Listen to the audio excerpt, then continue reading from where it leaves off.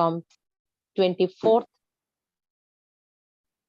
of this November up to 26th for 3 long days, along with the expo and the scientific sessions. So welcome, I'm welcoming all of you on behalf of Kolkata Nivedita Shakti, me Dr. Rakhi Roy. So thank you for being with us, everyone. And now I will request Shoma Ray, member of Kolkata Nivedita Shakti, to inaugurate the program with enchantment of sloka. So I'm just requesting and calling Shoma Ray on behalf of Kolkata Nivedita Shakti to start Thank you, the program. Raji, and thank you, everybody. Shanti Mantraha.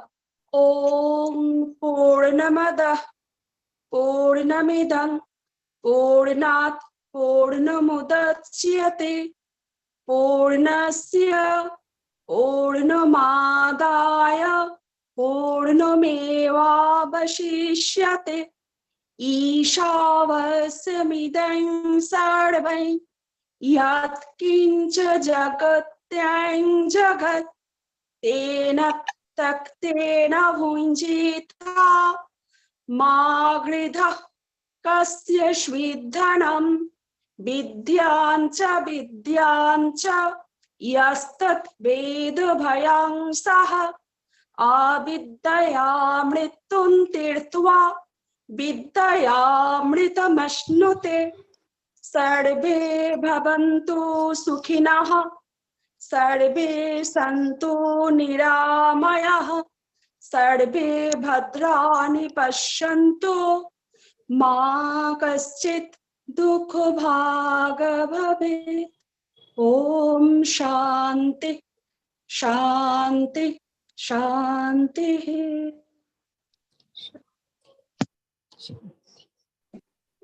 Thank you, Shoma, for excellent enchantment of sloka. With this sloka, we, the member of Shakti, we get the power to do some good works with everyone, and we can make the scientific mind of others. So thank you again, Shoma. And with this, we are welcoming all of the dignitaries who are present from the National Shakti and the different Shakti units, especially today's curtain raiser program organizer, Assam Shakti unit and Manipur Shakti unit. From different corners, number of dignitaries who are present, we are paying our homage and we are paying our sincere gratitude and respect to all of you. And with this, I will just, Madam Dr. Leena Vavdekar, who is a organizing secretary over here, and beside, she General is Secretary, please correct Rakhi. She is our General Secretary. So, pardon, our General Secretary and Dr. Leena Vavdekar, and she's a Ayurvedic doctor and expert. So I will request Madam to give the welcome speech of this curtain raiser program for STREE2020. So welcome to Dr. Leena Vavdekar.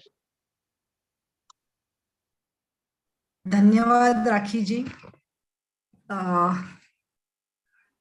मेरी कलकत्ता निवेदिता, आसाम और मणिपुर सभी जगह की मेरी शक्ति की बहनों को मेरा सादर अभिवादन।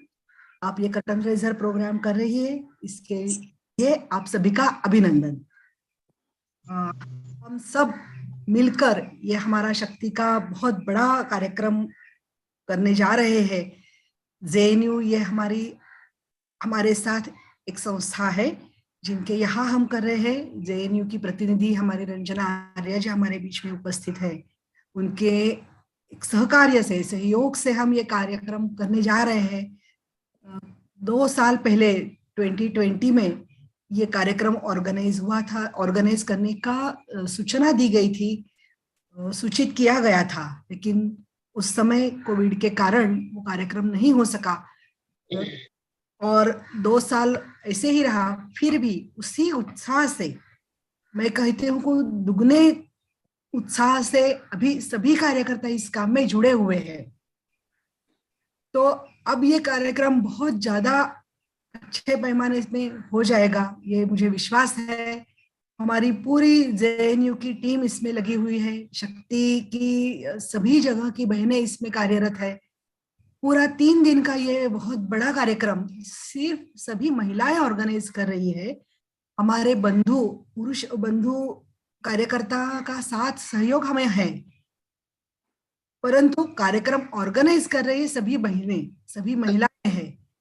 और इसकी ये विशेषताएं है, सभी महिलाएं एकत्रित आकर आपस में एक दूसरे का सहयोग करके, एक दूसरे के साथ हाथ में हाथ मिलाकर, एक दूसरे की कमजोरियां जानकर और एक दूसरे की अच्छाइयां जानकर, अच्छाइयों को लेकर, कमजोरियों को छोड़कर एकत्रित काम करने जा रहे हैं।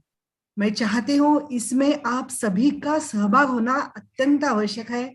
आपको मैं आग्रह करूंगी आप सभी इसमें अच्छे से सहभागिता ले ले। मैं देख रही हूँ कोलकाता निवेदिता से 11 लोग आ रहे हैं, ये बहुत अच्छी संख्या में आ रहे हैं। कोलकाता निवेदिता का हार्दिक अभिनंदन। और मैं चाहती हूँ हमारी मणिपुर की महिलाएं, मणिपुर प्रांत की हमारी शक्ति की महिलाएं भी इसी अच्छा संख्या में वहां उपस्थित रहेंगी और आसाम से भी अच्छी संख्या उपस्थित रहेगी। मणिपुर और आसाम दोनों को ही मेरा आवेदन है कि आप लोग वहां से कम 10 लोग, 10 कार्यकर्ता, 10 महिला, 10 शक्तियों को एकत्रित करके यहाँ लेकर आए तो हम सब मिलकर एक अच्छा समूह हमारा बन जाएगा।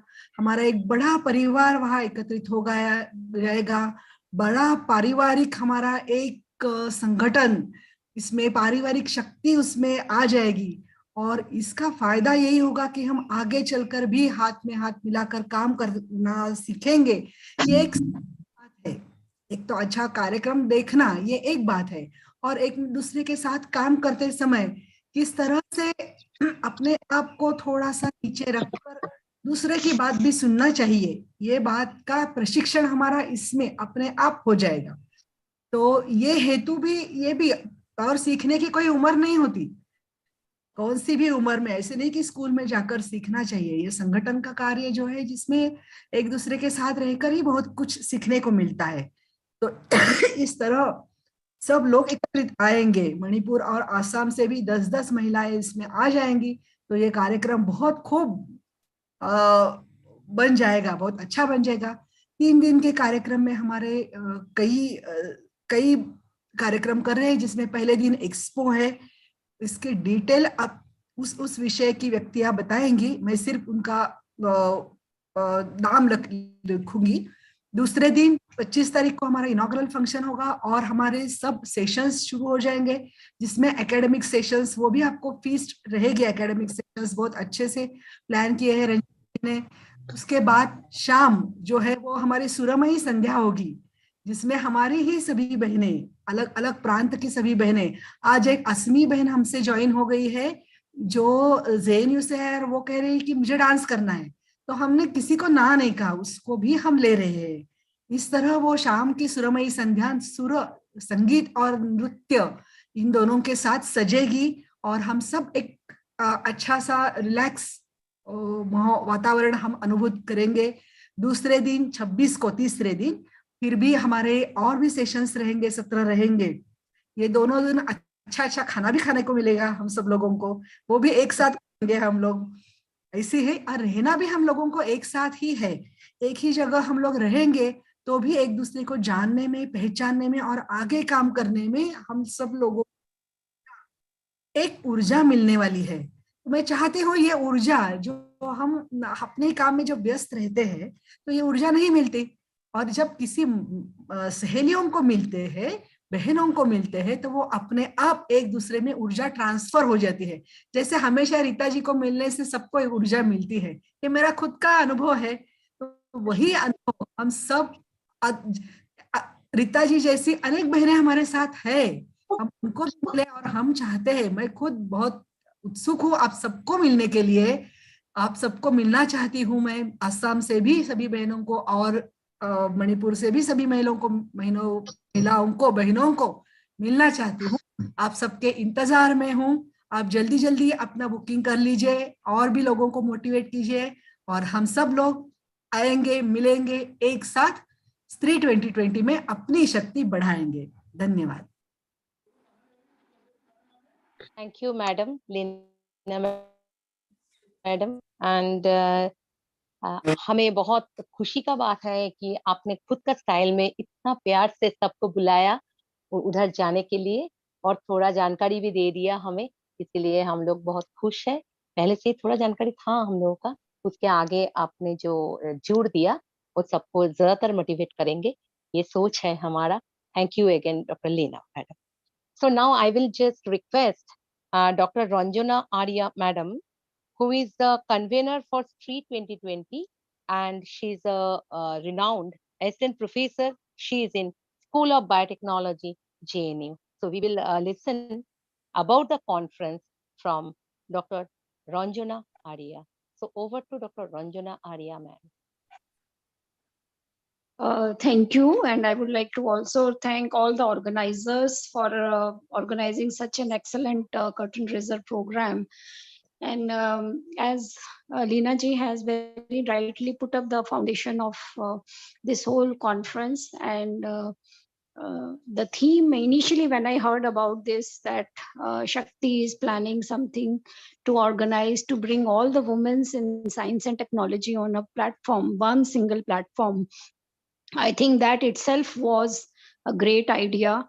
And in a country like ours, where sometimes we feel that though it is a male dominating area, sometimes women need to show their empowerment. And with the current government support also, we are seeing that many women are in powerful positions, in a decision making positions, I would say, put it right way.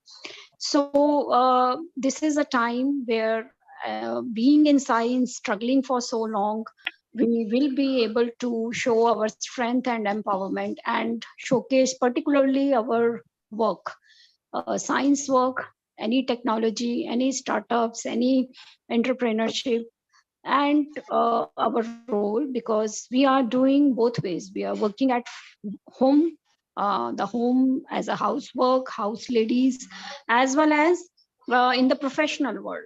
So this conference, irrespective of the nature of your position and your professional body, we are going to bring so many people together, a women show. So this is our own show, and as Leena ji said, Dr. Leena, that it is we are expecting a lot of participations from various parts of country, and it will be a good, I would rather say a mela for all the women to interact, set up collaborations, identify yourself, come together, mix together, and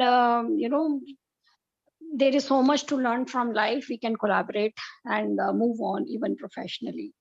So I think that is a thought behind this whole conference.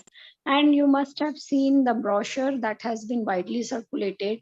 And so the theme that we have proposed is the role of women in science and technology for sustainable development of Atmanirbhar Bharat. So the whole idea how women is contributing towards the development of our country to be more and more independent and Atmanirbhar is the whole idea. And of course, being the equal part of the society, we are contributing a lot. So we have to see how we are contributing towards the sustainable development. Sustainable means we are looking forward to the development of things which will stay for long, particularly environment related, climate related. So like we are saying no to the plastic. So how in the environment section also we think about the ideas which are sustainable, which will stay for longer period of time, and even for the next generation to come, it stays. So for the science, even if you are looking at biological sciences, physical sciences, chemical sciences, how our scientists are thinking, what are the novel ideas, what are the innovations that are going to be brought about. And the expo the major components of this conference includes also an expo, which is a mega expo by the women entrepreneurs about the women-friendly technologies. So we are looking forward to stalls and exhibits from like DSTs participating, DBT, CSIR, and many other places who will be displaying their women entrepreneurs who had achieved successful products, and they will be coming to showcase. You can learn from their experience, and if you have any products in your mind, you are working on something, you can take to that level and get inspirations. And then there is an open forum which is also a part of this, where success stories by women technocrats, women agriculturalists, women who are involved in the career planning. And we have almost 4 sessions of open forum, where even Dr. Nandini Harinath, who was Mangalyaan lady, so deputy director there, so she would be participating and discussing her experience. So I think there is a lot to get motivated and aspired from these sessions, and you can easily get a lot of information and way forward for your scientific career. And besides these open forums, we will have these very thoroughly discussed academic session with the whole team of Shakti members. And we will have sessions on the themes which were given in the brochure. And we have tried to put in people and experts, particular, all are women speakers, women chairperson, women panelist, and women judges, everything. So women in pure and applied sciences session, that is there in the morning. Professor Suma Varghese is there, who will be giving the keynote speaker from Women in Technical Institute. So DRDO presentation is there with us. The plenary talk of the whole conference will be given by DGCSIR, the lady in science and technology, Dr. N. Kalai Selvi. And so that will be on 25th. We have beginning of the inaugural session by Dr. Kalai Selvi, DGCSIR. After the plenary talk, we have a session on lifestyle and health management on the 25th itself, where we have speakers such as Sushri Nivedita Bhidiji, who will be giving an excellent talk about the role of women in society and lifestyle, how you can balance your life, with the discussions on the Ayurveda and yoga also in your life, how women can use it for their mental peace. Then we will have a session on this women and sustainable agriculture, production and consumption. And there also we have many good speakers, directors of institutes like Plant Genome Research, Dr. Shubhra Chakrabarti, and the whole panelist, including the attraction here is we will have some participation from women farmers who have been awarded by ICAR, and they will be coming on board and sharing their experiences as women farmers awardees, and what is their experience and how they reached that level into variety of crop development and setting up the agriculture. So I think that is a very interesting, you don't see easy to get to interact with the farmer community and their contribution towards the agriculture. And then obviously we have oral sessions, we have poster sessions. So we have already received 250 abstracts from which we will be picking up for oral presentations.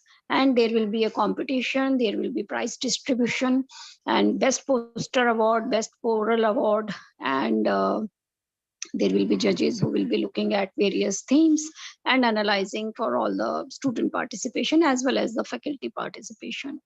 And so the cultural program is also on the 25th, where a mega cultural event has been planned for everyone to feel as a part of Azadi Ka Amrit Mahotsav and feel the independence. Then we also have next day, 26th, we will have a session on Pure and Applied Sciences and Technical Institute, followed by an environment protection, where role of women in environment protection will be highlighted. And there will be panel discussions. We have the director of Institute of Waste Management, Dr. P. Binisha, who will be there. Professor Chandrakala Padia is the Vice Chancellor, who's the Vice Chancellor. She will be chairing the session. So Dr. Anjali Deshpande would be speaking about the gender equilibrium session. Dr. Neeta Ganguly, who is a climate leader, she will be the keynote speaker in the environment protection session. And this session will be followed by another last session, which is about the gender equilibrium in research and development, as well as the socio-cultural aspects, where we will be discussing the role of women and their disparity, the phases that they feel in the professional front.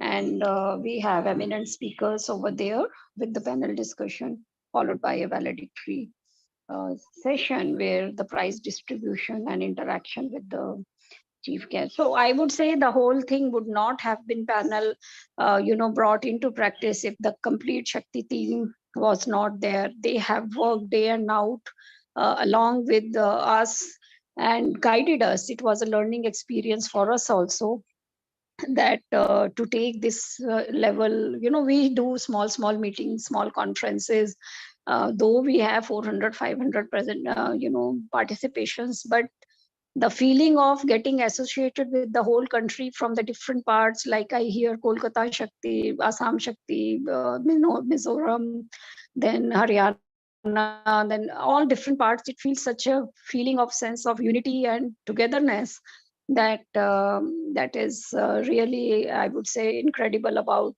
being a member of a Shakti. So this is, we are looking for a huge participation. We request, if you have already looked for, we saw good participation, and I could see Dr. Rita Bhattacharya's continuously pushing and motivating all of you. And we have seen a good number, but we still expect more from Assam, Mizoram, and other Northeast states, if there can be more number of people who are going to participate. So if there are anything else that you would like to ask me, we are looking for more participation, and we would look to see more in person, where you can come over and benefit from this conference. I think this is a good stage for everyone to gain maximum out of it. And if you come in person, it would be nice. We would win, but I would say that if you can join offline, be a part of it, everyone should come and meet and interact and gain best out of it. So if you have any, happy to take it. Namaskar. Hello. Can you hear me? Yeah, I can hear you. Actually, so many persons are asking when they will get their confirmation. So I said up to 10th. Oh, echoing. Actually, 2 devices are there. So I told them Going on that after 10th, you will get the confirmation. Book the ticket. But they are telling after 10th, if we will book the ticket, then it will be very difficult to get the train ticket. Even it will be very high price for flight. So I would suggest that you book the ticket. No, you can book the tickets. We are looking that we have good quality of papers, until and unless it is a very bad work and it makes no sense. We have so far not rejected. We have got very good entries, and we want maximum participation, and we would like to accept all the papers. So we will be looking at this. But if you are asking only if it is oral presentation, I will come, then it is a difficult task for me right now to give you in writing, because our judge team will evaluate which of these posters in the theme will go for oral presentation. But for poster presentation, I would say I would try to accommodate even up to 400 posters. We can have different posters sessions, and I will try to accommodate in fact all of you, until unless you think that it is really of your work does not make any sense, which I don't think it will happen. So if you have based on the theme, if you have submitted your abstract, then you can definitely go ahead. And we have given confirmation till I think 19th of October, those who had submitted. Those who have submitted after 19th October, only those call we will be taking, sending the confirmation letters on 11th November. But I will try to see how we can expedite that if that is a concern. Moreover, I would still suggest, as a Shakti member, you will benefit a lot in case you do not get an oral presentation opportunity. You will still learn. I mean, I can't say that it is a loss that if you don't get an oral opportunity, even if you get for poster and poster presentation, you will all get the certificate of participation, and that you have put up the posters. But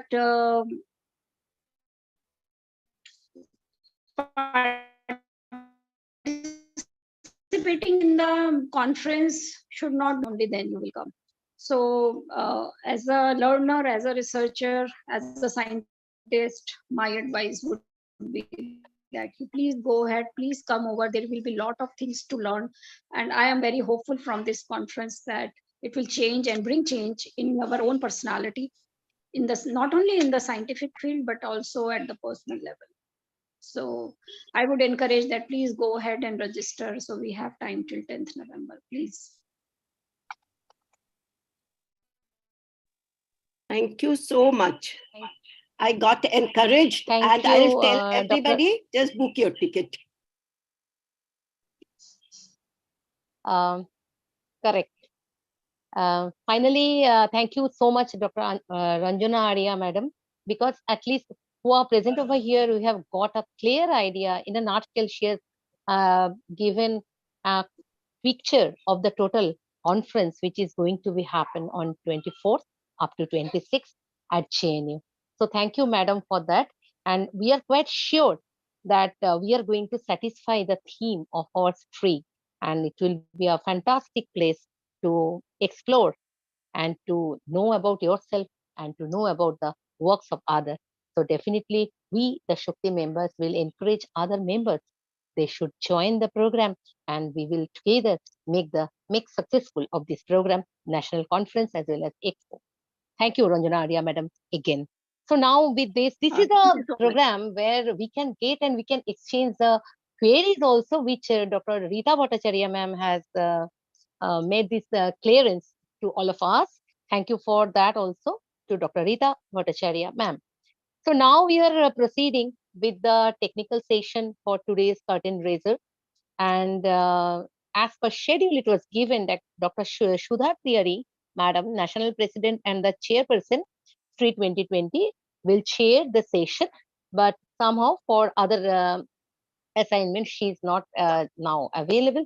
So I will request Dr. Leena, Madam, with taking the permission from Dr. Rita Bhattacharya, Vice President, and who is in charge of Expo for this conference of this STREE2020. So I will request Dr. Leena, Madam, to chair the session. And with that, I will just call upon, and I feel very proud to call Madam Professor Shompa Das over here for the first technical and the scientific session for today's curtain raise. She is a renowned scientist and emeritus scientist from Bose Institute. Along with that, she is now president of Kolkata Nivedita Shakti. So I will request Dr. and Professor Shompa Das Madam from Kolkata to enlighten us about the topic, Save the Nature and Have Beautiful Planet, with the permission of Dr. Leena Madam and Dr. Rita Bhattacharya over here. May I proceed? Thank you. Thank you, Rakhi. Am I audible? Welcome, madam. Yes, audible? fully audible. Thank you. Okay. Professor, yes, over to Professor Shompa Das. Okay. So, thank you for inviting me to present in the curtain raising program for the forthcoming STREE2020 at JNU, New Delhi. So today for today's event, I am welcoming our General Secretary, Dr. Leena ji, and Shudha ji, Dr. Uma Kumar ji, Bindu ji, Dr. Ranjana Ayya ji, Rita Madam, my KNS sisters, all sisters from Assam and Manipur Shakti units. First of all, I like to congratulate the organizer for organizing such a big event and choosing a contemporary theme in different sessions and discussion fora. Just now we have heard from Dr. Ranjana Madam that how big the platform is and how many discussion fora there and how can we achieve to get some information from this platform so that we can orient ourselves for doing better. As a student of biological sciences, we feel delighted to see the tremendous progress and achievements taking place in both natural science, biological science, chemical science, engineering science, medical science in last couple of decades. Especially in the area of agricultural sector, India is witnessing a phenomenal production of food grains. About 309 million tons of food grain production during 2020-2021 fiscal year, despite the COVID-19 pandemic situation. It's the record production of food grains. Definitely, it's a matter of pride of Indian citizens, for all Indian citizens. But we cannot be wholeheartedly proud because at the same time, a sign of danger bell is hanging over our head. What is that? We should not forget that we are standing in a danger zone as during the course of our advancement, we ignored to take proper care of our environment. If the environment of our planet does not give us enough protection, all our progress, development will go in vain. Human civilization will be at stake. Climate change and sustainability are buzzwords for the 21st century. And unsurprisingly, a main focus of plant science research, more specifically in the area of agricultural science. We need to rethink about new approaches to produce climate-smart food crops, and restore forests that are more resilient to an increasingly inhospitable environment and may contribute to the carbon dioxide balanced future. The main open question is, how soon can we realize this? There is no time to lose. We have been hearing for last couple of years that average global temperature is rising. The impact can be felt globally with visible effects such as coral reef dying, important carbon dioxide storage areas, that is our forests. Yes, forests are our great carbon dioxide storage areas. But these forests areas are disappearing slowly from this earth. The sea levels are rising. This is contributing to the biodiversity crisis. Species are becoming extinct, and they are going to extinct in an unprecedented manner. Can you believe that every day, about 150 species are going to extinct? Yes, you have heard very rightly that 150 species go extinct daily. We are in the middle of 6 great extinction events on this planet. We have proofs that in the past also, we had 5 great extinction events, which created a topsy-turvy situation of the earth. In contrast to these earlier 5 extinction events, this is the first extinction event that is man-made. Unfortunately, it is man-made. How did we reach to this danger point? How did we become so out of touch from our environment and lose our focus on sustainable living? Our focus has been shifted to the idea of developing the modern world, relying on progress and growth of science and technology. This idea has started to establish since 18th and 19th century. But this will no longer fit for purpose. In my lifetime, the global population has doubled from 4 billion to 8 billion. Can you believe? In my lifetime, it has increased from 4 billion to 8 billion. Such an increase in one generation that has never happened before. And I'm sure it will never happen again, because this rate of population growth is unnatural and unsustainable for this planet. Our planet Earth cannot bear such huge population burden. In this generation, it is duty of this generation that must solve the problem we have created so far. Half measures are no longer an option. So what is the way forward? How can we tackle climate change and achieve the sustainable developmental goals set by United Nations?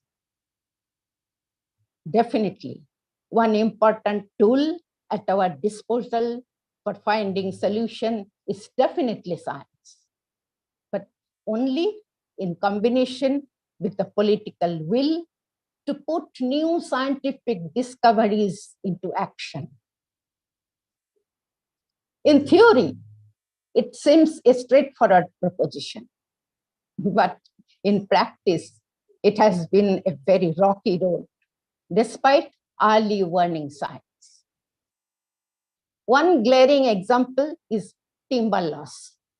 Timber is an essential commodity for civilization, but timber collection should not be at the cost of deforestation.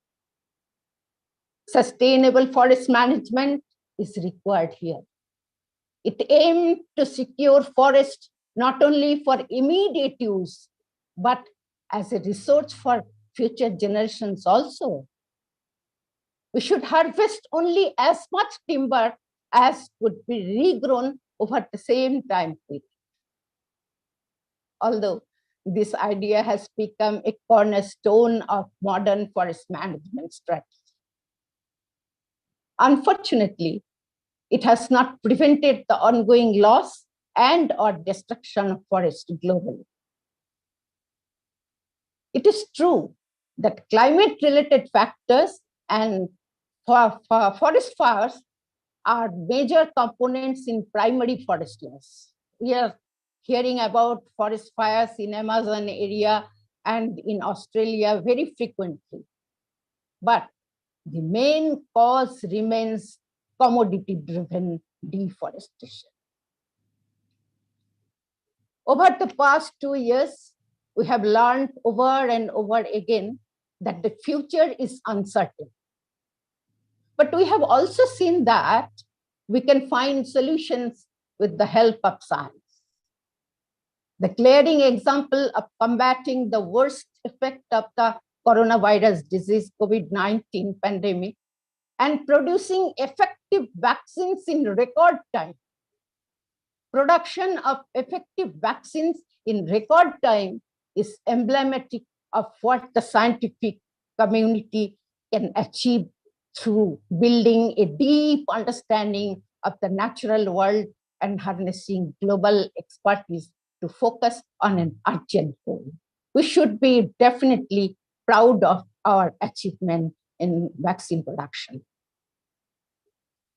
For the last couple of years, there is a continuous threat that humanity is working towards its own demise within the next 100 years.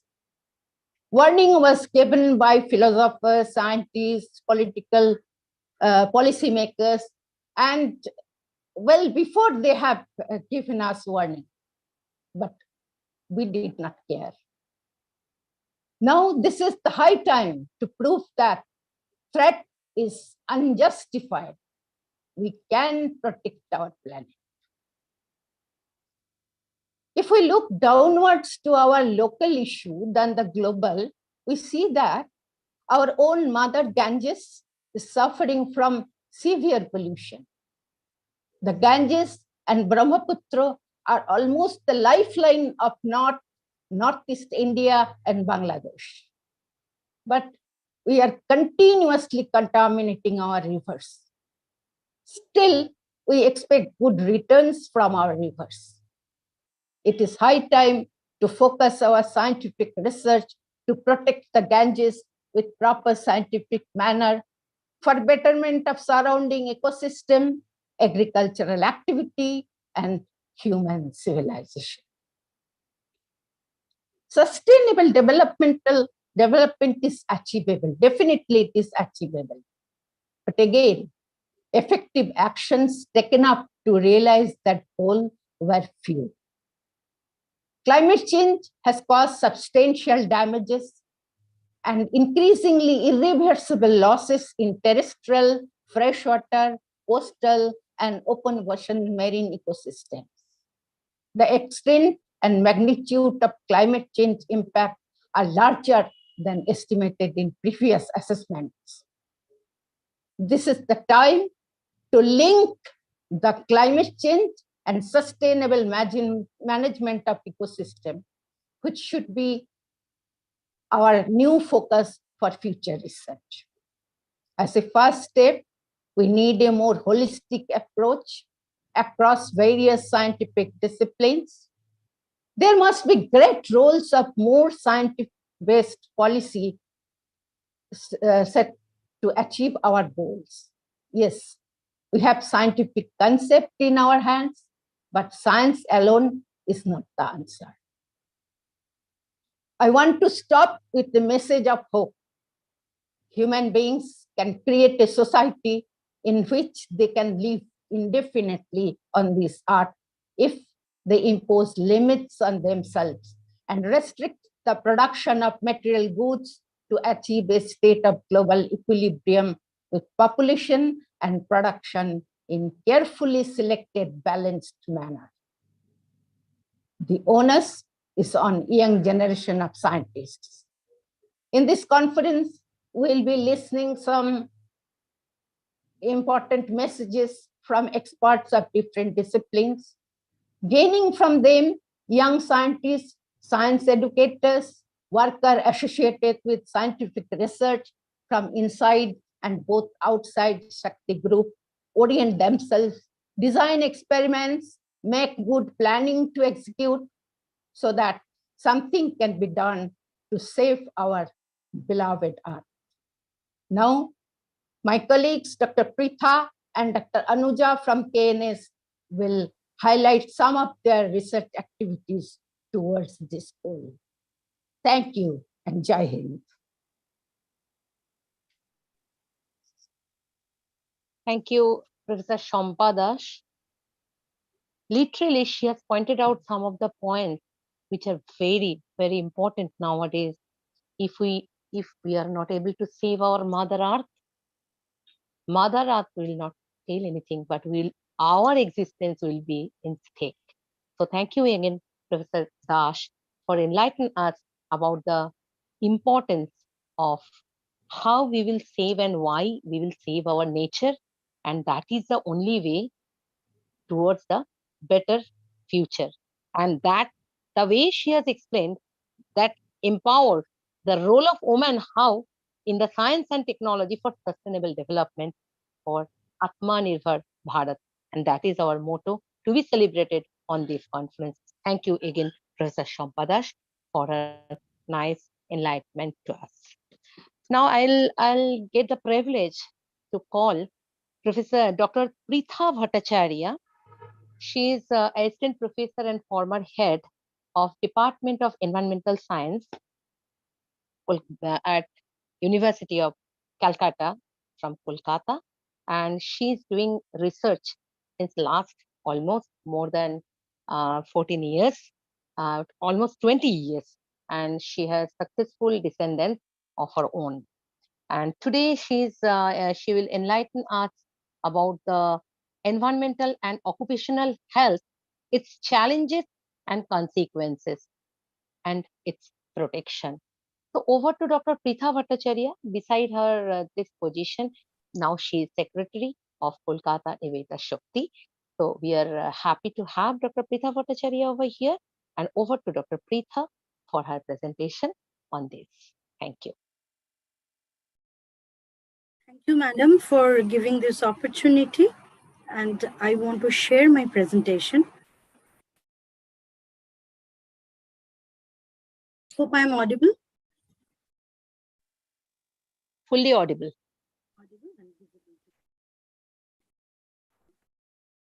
Respected Shudha ma'am, Leena ma'am, Ranjana ma'am, Rita ma'am, Shampa madam, and all our KNS sisters, our Shakti members from Assam and Manipur. A warm welcome to all of you. And today I want to discuss in the area of the role of women in environmental protection. Because educating one woman actually, it takes a society ahead. So keeping this in mind, I have chosen my title that environmental and occupational health, challenges, consequences, and the protection. Now we are in the area of Anthropocene. That is, anthropogenic activity is dominant over here. And Champa ma'am has rightly pointed out that climate change is vividly in action. And therefore, we have already seen that there is a changes in the rainfall pattern. The groundwater recharges are not quite efficiently done. Water scarcity is a big global problem, and pollutants are much more in that. Apart from that, if there are changes in the temperature, pH, all these different factors, it changes in the water diversity as well. So I will try to limit myself today's talk in the water aspects, one of the water aspects as an environmental problem, and I will also highlight one case study for the occupational health where women can take care and it can bring the society towards a better sustainable position.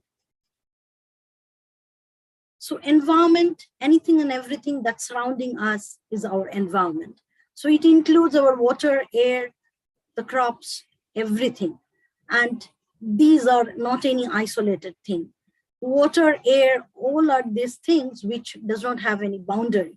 So contamination in one place actually linked to other areas, and it has an impact over there too. So we have to be very, very restrictive or very, very careful of not only the short-term, but long-term consequences. Here, arsenic is one of the global problem, and among different pollutants, I will highlight the work on arsenic as I am working on this field for almost last 20 years. As we know that arsenic contamination is a groundwater problem, and more the population is one of the reasons that the population is increasing and we are much more dependent on the groundwater resources. So there are contamination, chances of contamination is high. And even we have the purifiers for the drinking water. If groundwater is contaminated, these remain one of the major sources for contaminating these irrigations. So whatever the cultivations are growing on, it contains these heavy metals. It's not only arsenic, but it also there are other trace metals. So there might be an interaction of these metals, and it has a bioaccumulation. So we know that along the species, whenever there is a food chain or food web, these heavy metals get transferred from one species to another. This heavy metal goes on biomagnify. This is their concentration becoming higher. So whatever food we are taking, there are plenty of researches which shows or estimates this heavy metal contamination from the rice, fish, and the other vegetables, even egg. This is just to remind that whenever we are consuming this, and just talking about the pregnant woman, so these trace metals and heavy metals, they can pass the placenta and affect the neonatal toxicity. So this is very, very concerning. So we need to think on that. The one problem at the groundwater contamination can lead to these problems towards the generation next. These are some case studies of our field camps, which has been done mainly in the areas of Murshidabad, Nadia, and North Chobbish Pargona. They are the patient from Murshidabad, where you can see that their pump showing different carcinoma. That is, these are the skin cancerous lesion. You can see the different pigmentation changes in their abdominal region, chest region, and in the hand. The little babies in the mother's is associated with the mother. They are also showing some symptoms of pigmentary changes even at the small ages. So this is only possible if the mother is exposed during her pregnancy. So these toxic metals actually crosses the placenta and have its neonatal toxicity impact, which on let run, they have much more probability of going towards this cancerous outcome. So we need to remember that when we get the patient at very their late age and having a cancer, we see a lot of amputation of this patient. We have to do their amputation because otherwise that part becomes gangrene developments are there. So that time it has a less recovery of this patient. So the research are going on to identify the early symptoms, so that we can identify that even whenever the symptoms are not developing, before that, who are much more susceptible. This is one such case study. I am showing these two brothers in the picture. Both of them stay in the same home. They are actually siblings, but one of them are showing more than 16 skin lesion, cancerous skin lesion, whereas the other brother, it's not showing any lesion. So it indicates that apart from this environmental toxicity, due to our genetic variability or genetic susceptibility, some individuals are much more vulnerable to this situation. So some of them are at more risk, and our job being a scientist is to identify that who are much more vulnerable population, because if we identify the vulnerable population, and we need to intervene and take care from their early stages. And our focus would be to take care of these mothers and their children. So we want to emphasize more on the female nutrition so that they have a right nutrition, because it has been shown that if they are malnutrition, then they will be much more susceptible to any diseases, including arsenicosis. It has been found that if they have very good protein in their diet, they can overcome these disease outcome. So our major focus for the mother and their children. These are the different methodology that we use in our lab, and we identify that how the cellular mechanism is getting perturbed, how the genetic alterations are there, so that we can identify certain chip which are very easier, which would be very easier, so that in the field we can take this chip, and by the blood samples we can identify that whether they are vulnerable or susceptible. We have yet not reach to this level, but the work is in progress, and this would be one of our dream project to be successful, when we can identify in the lab, in the bench or in the field itself, where this identification of this early susceptible population at the genetic level, and we can do something for them.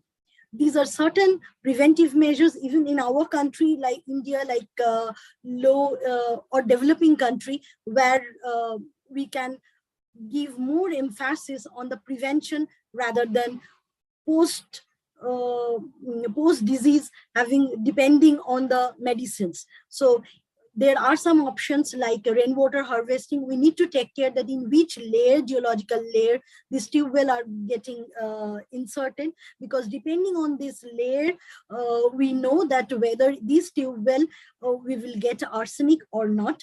We need to keep our surface water clean so that that can be usable for drinking purpose. We can use a solar radiation for co-precipitation of arsenic with other coagulants. We can, it has been found that if we soak the rice overnight and then we drain out that water, and then with the fresh water again we cook the rice, the arsenic concentration in rice gets down. So these kind of simple cooking adaptation at least can save our life little bit better. There are some vitamins and definitely the folate supplementations, those which are very, very helpful for during the pregnant woman, as also women in general. In women, we find the rural population, including in general women, they have thalassemia, and often they have hemoglobin deficiency, so that has to be taken care of. And so we need different ways, in integrative ways, so that we can reduce the arsenic load. So this is one of our dream, that integrating this research with the public health, we want to make the arsenic kiosk in action, where in one place we get the arsenic, we can estimate the arsenic in their drinking water, and also it should be a proper place to guiding the population regarding their health, so that it would be low cost diagnostic facilities will be there.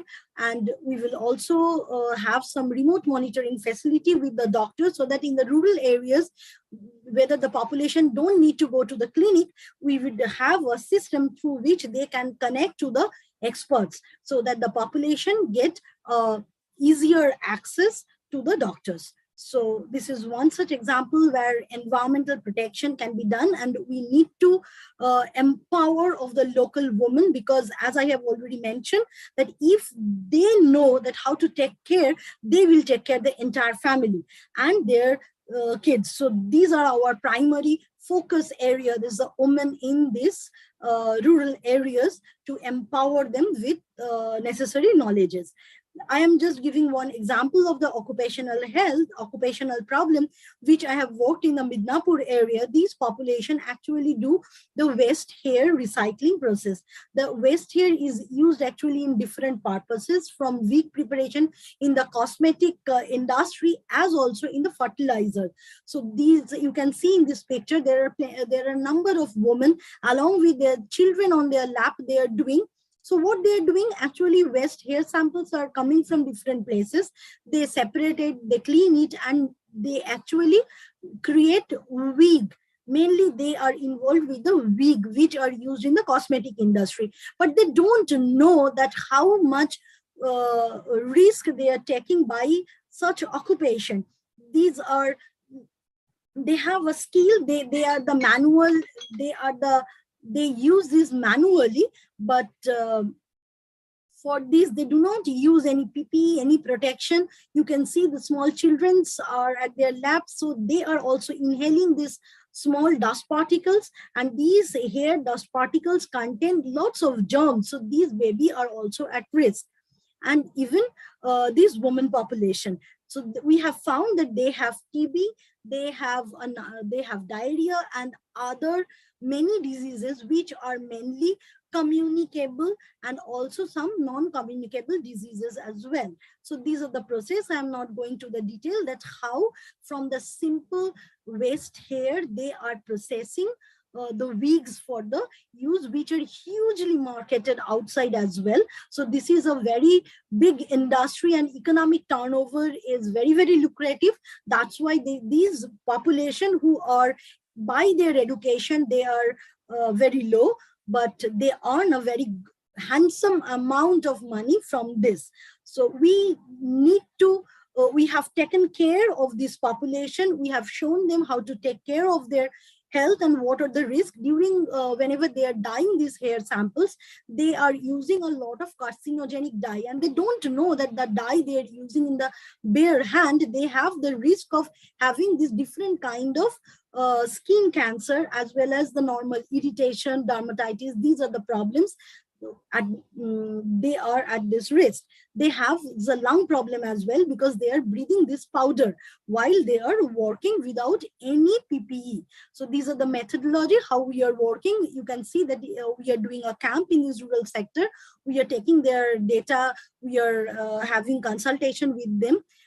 These are the biological in-depth studies where we are taking their clinical chest X-ray data, because this is the data with which they can understand that how it is going to impact on their chest, on their lung problems.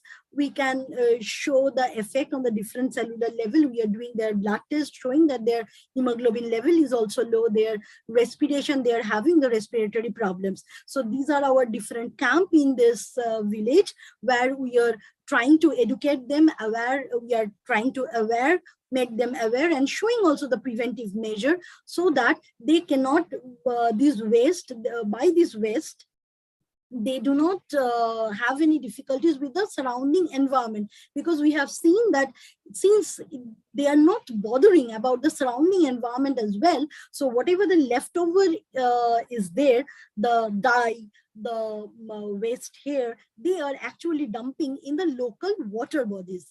So that is also going to pollute it. There are fishes which they are consuming, so that is also dying. So entire environment, along with their personal health, all are going very, very down. So this was a risk, the dual risk or dual burden on the environment as also their health. So we did a number of workshops with them, and we made a self-help group educating the local women, and we have restored that ecosystem with with phytoremediations. There are some plants, common plants like sunflower, which has very good potential of accumulating heavy metals from the ground. So we have advocated them to put some medicinal plants, as also the sunflower, which has phytoremediation capability, and thus they can restore. And you can see that now they're working with wearing PPE, and they're using gloves and masks and the aprons. So this way we have taught them that how to take care of their family, their children, as also their own health, without hampering their earning. So it's not only that we have started the work from one village, but this the Radhapur is indicated in red, but all the stars you can see in this map, these are the villages where the similar work is going on, and their economy is majorly dependent on this occupation. So we have then started our workshop in the surrounding villages as well. So we could spread this work in the surrounding villages and tried to make them aware as best as we can. So my acknowledgement goes to my university, my entire research scholar team, and Kolkata Nivedita Shakti. So thank you. We will try to empower our women, because they can make the change in a sustainable way in the future. Thank you so much for giving me this opportunity.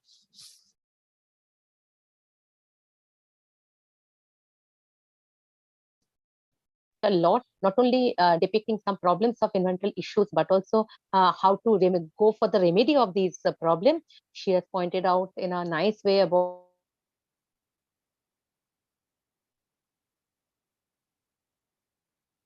informative presentation today. So now I will feel good to recognize another scientist from Indian Association for the Cultivation of Science,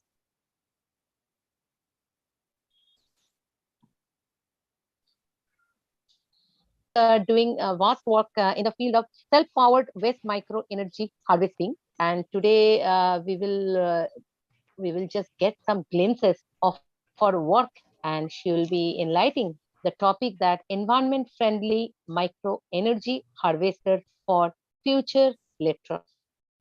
So over to Dr. Anuja Datta, and we are also, we feel pride to have her in the Kolkata Nivedita Shakti. She is in charge of our science club for girl child. So over to Dr. Anuja for today's presentation. Thank you.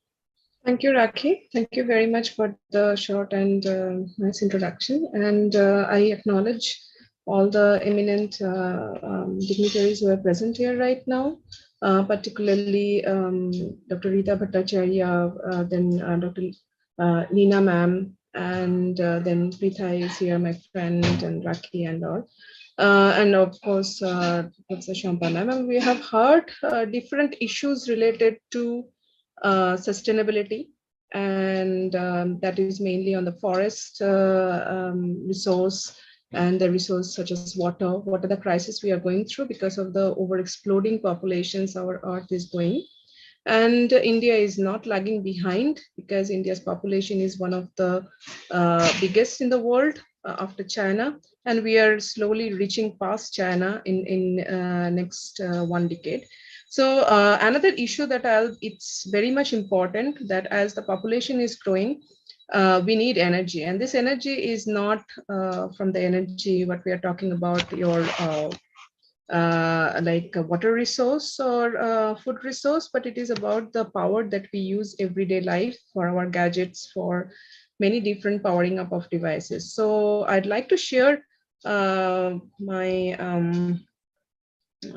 screen with you all just for a small presentation. I will not take much time because I was told that we have very little time on that. So hopefully you can see that. Let me know if you can.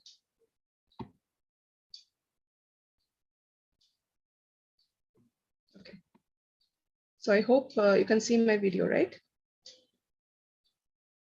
Yes, you are audible and perfectly seen. Okay, thank you very much. So one aspect that I already told that I'll be really happy to kind of discuss in STREE 2020 as well, where I have submitted an abstract that I want to tell in detail about the work that we are doing in that direction, is micro energy harvesting.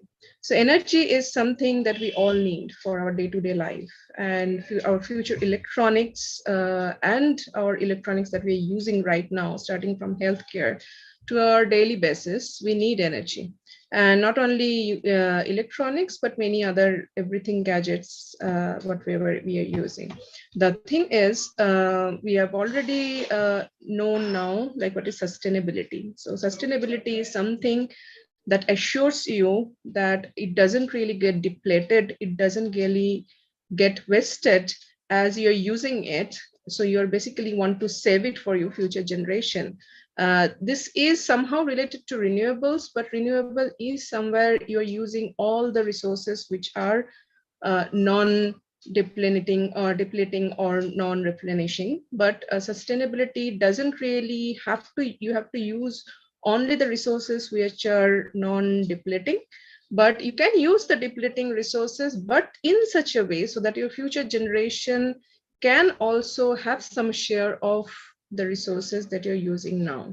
So basically you are not going to waste it all. For example, forest is something, is a resource. It is renewable to some extent because unless you are kind of regenerating it, then you are cutting it out and you are trying to make your way through the forest. Then by using the forest resources, we can say that we are using it in a sustainable way. But forest in somehow is not a renewable resource. It's a non-renewable resource, but we can use it sustainably so that our future generation can use it for generations and generations.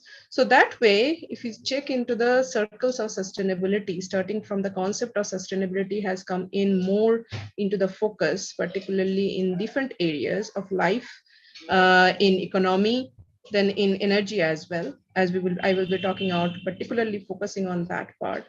That used to consist of a few things, starting from the social circle to environment to economy only.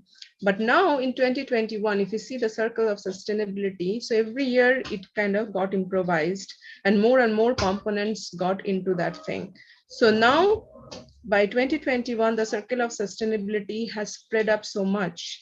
It not only includes just the environment, just the ecology, just the economy or your bearable or viable technologies or viable commodities, but also includes culture, politics, philosophy, everything, archaeology. So almost everything has come into the circle of sustainability.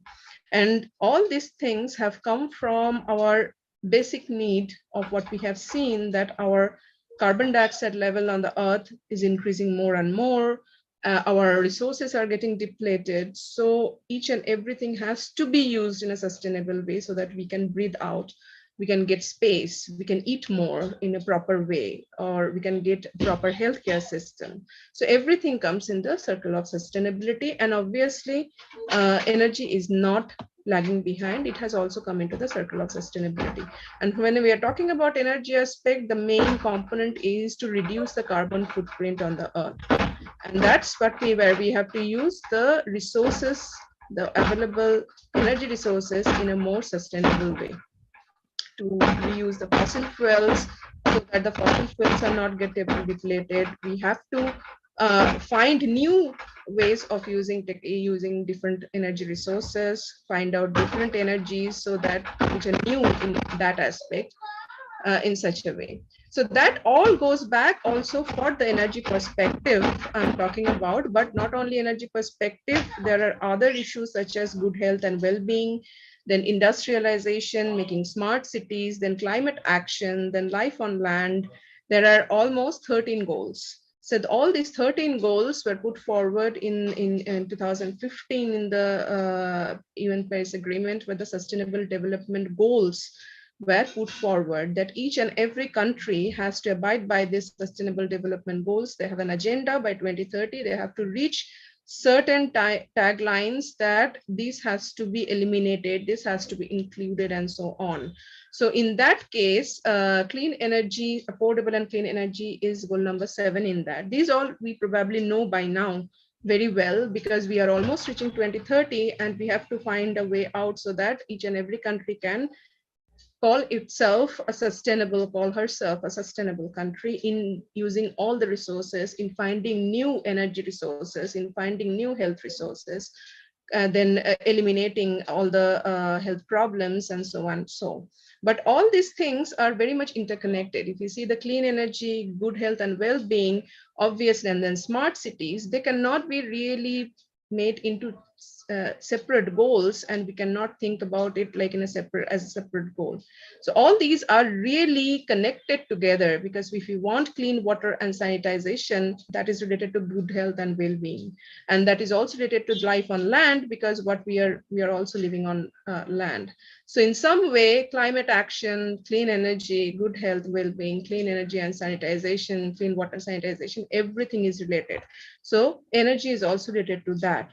And towards this over focused directions, we, as from 2015, all the countries were moving into the direction of that dream period of time where all the resources will be used in a sustainable way, so that each and every country should reach like a country of happiness in affordability, in affordability of health, affordability of resources, etc., etc.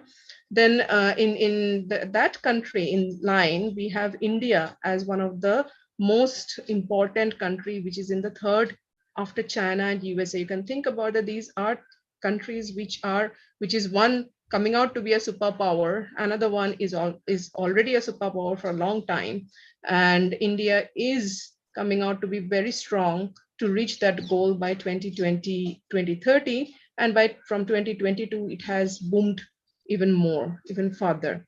So this is kind of a development for the energy is very important, because for the energy particularly the energy resources that we use, the fossil fuels, and that is getting depleted. That is the reason why the fossil fuel prices are also going up.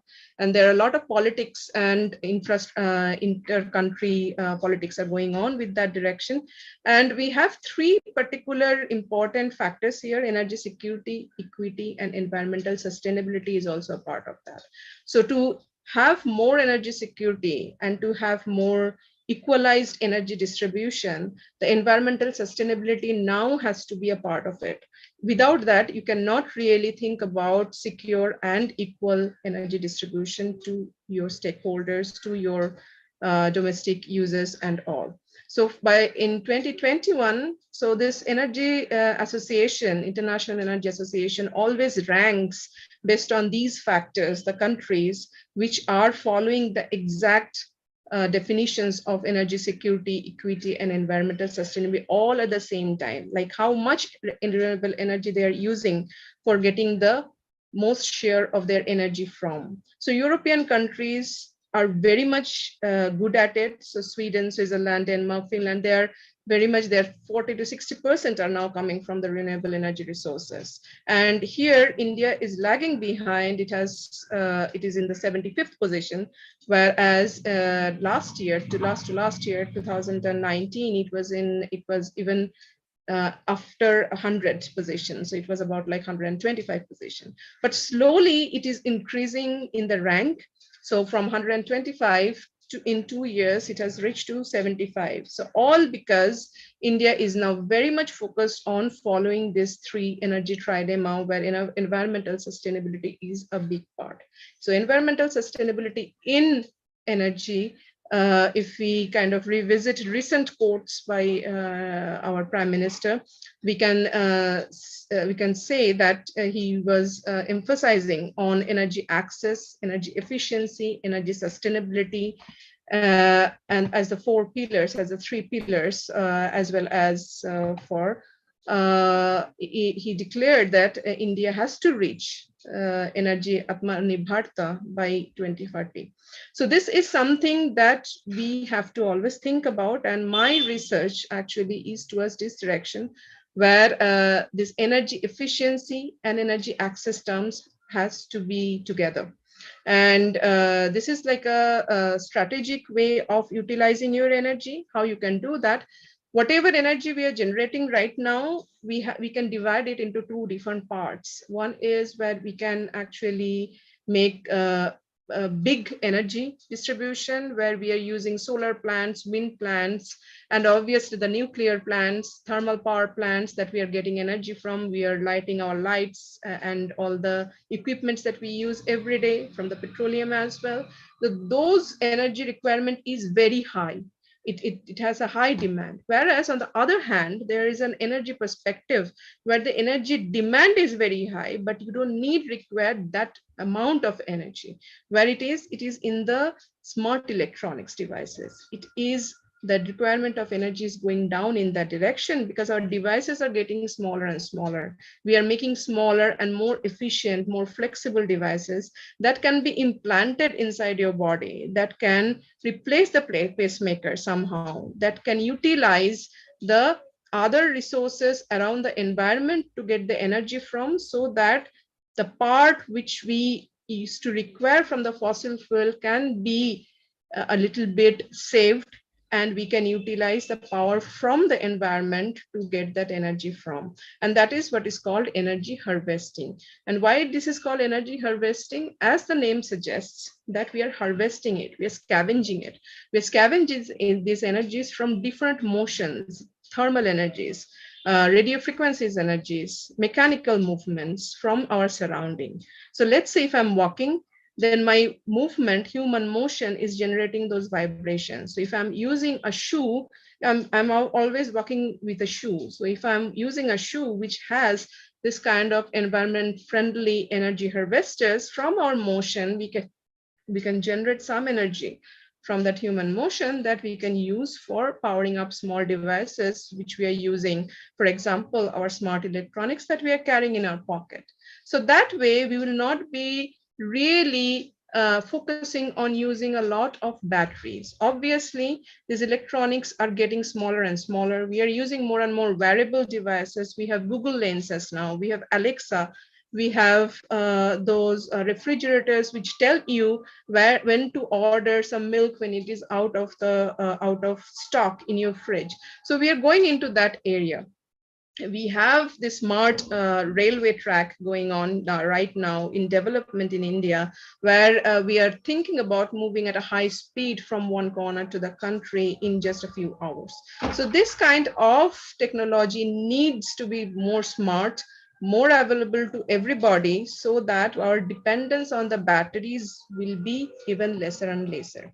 Why we need less dependence on the batteries? Because batteries also include a lot of toxic elements that already Pritha have told, that this toxicity is a very much big problem in water contamination. And most of these toxic elements are coming from different kind of industry, different kind of disposal, which we do not really take care, we do not really recycle, or we do not know how to recycle them. So if we can eliminate that part, and we do not have to recycle because we do not need the batteries, if we can make our technology more self-empowered, then definitely we are going to solve at least 5% of the problem that we are facing by overusing of these batteries, by leaking of these toxic elements into the environment.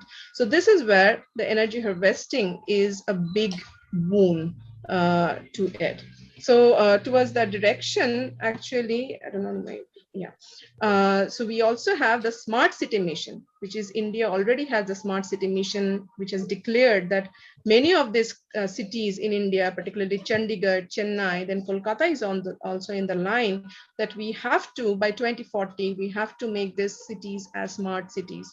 And the smart cities require internet facilities, smart cities require smart wearable devices, then connectivity, so that the electronic components can be more self-powered. And we see that the companies such as Tata, Indian Oil, then Reliance, they're putting a lot of effort, a lot of their technologies, R&D labs, they're working on making this energy harvesting device for making smart electronics. So my research focus, particularly in ISCS, I'm leading a research group, and we are working on technologies related to this energy harvesting, where we are trying to scavenge energies from heat, from human motion, and also from electric fields present around us, from magnetic fields which are present around us, through different physics problems. And as not only physics problems, we are trying to translate our research into technology. So we are trying to make foldable paper-based technologies which can be easily biodegradable. It can be easily used, it will be cheaper, so that each and everyone can afford it. So we are going into that direction through some of the recent research that I'm going. And we see that the energy harvesting market actually is very promising. So in Europe, America, South America, Middle East, also there are countries which are ruling, but in Asia Pacific, we see that India, among all the countries, obviously there is China, Japan, South Korea is there, who are enriched in electronics, but India is not lagging behind. India is becoming a superpower in that direction. So this is something which is very promising, and we should really focus on making India self-reliant in energy. So energy Atmanirbharta by 2040 is possible through a component of focus, which will be on the energy harvesting market, to make every city a smart city. And I'm really very fortunate that I have been called for a presentation there in the theme of the women in pure applied sciences, which is also related to energy management somehow. So I'll be talking in a detail on these issues, and also the research direction that my group is doing in that direction in really when I'll be there. So this is just a glimpse of what we do, and how it is important in current affairs of energy Atmanirbharta, which is put forward by Modi ji. Thank you very much. Thank you, Dr. Anuja. literally we have got a number of information from this presentation, one after another. Three scientists, they have made us proud, and we have learned. And Shakti, so that is the power of Shakti. Even who are organizing this conference, that is also Shakti from different units of all over India. So thank you again, Dr. Onuja, for your presentation. And we have learned a lot of things and what to do and in which direction we are running. So we have got an idea on that. Thank you again for your presentation. Now Thank you. I'll just thank you. Now the time has come that today's curtain raiser program is with the Manipur as well as with the Assam unit Shakti. So it's a moment when I'll just request and I want to call upon Mrs. Or Miss Mrinmoy Rajkumari from Manipur unit. Please come and join and say something about your unit and please give the introduction about the thing. Thank you. Over to Mrinmoy Rajkumari from Manipur Shakti unit. Thank you, Dr. Rakhi Roy. Can you hear me? Yeah, Hello. you're audible. Thank you. Welcome. Okay. Yes. Thank you for giving me this opportunity. Good afternoon. And first of all, I would like to extend warm greetings to all the respected dignitaries, speaker, and everyone present here. First of all, I would like to thank Nebedita Sakti West Bengal for taking the pen for preparation of the flyer, for program schedule, and for the nice conduct of the whole program. And the lecture so far delivered were so interesting, so beautiful, and full of knowledge. I am Mrinmoy Rajkumari, State Coordinator, STREE2020, and also the Secretary, Sakti Manipur.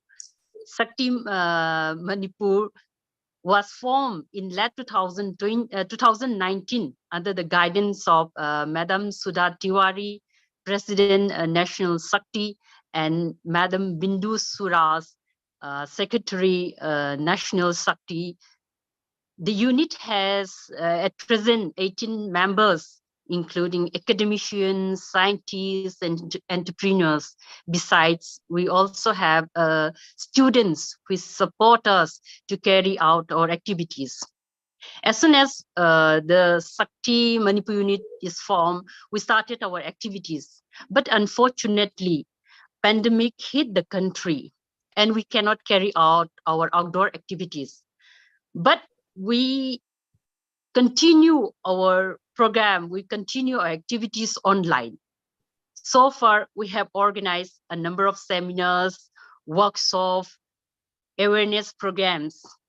One of the achievements of Sakti Manipur is the successful organizing of Yuva Sakti Abhiyan, which is a youth personality development program, by holding a series of 7 days lecture on different topics, including educating today's youth, yoga, women entrepreneurs, boosting immunities, delivered by eminent personalities and academicians from various universities. Another achievement of Manipur Sakti is the successful organizing of one-day national seminar on National Education Policy 2020 in collaboration with Sobit University of Engineering and Technology, Meerut. The glamour of the program was the participation of 5 vice chancellors from 5 different universities.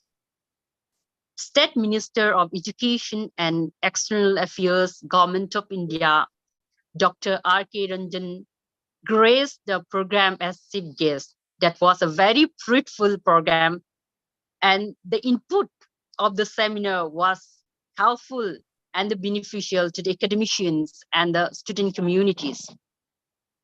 The seminar was an intervention at the right time in the wake of the NEP 2020.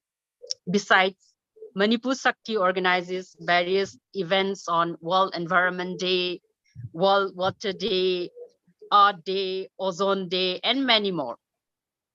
Manipur Sakti is working towards bringing sustainable development through intervention of science and technology.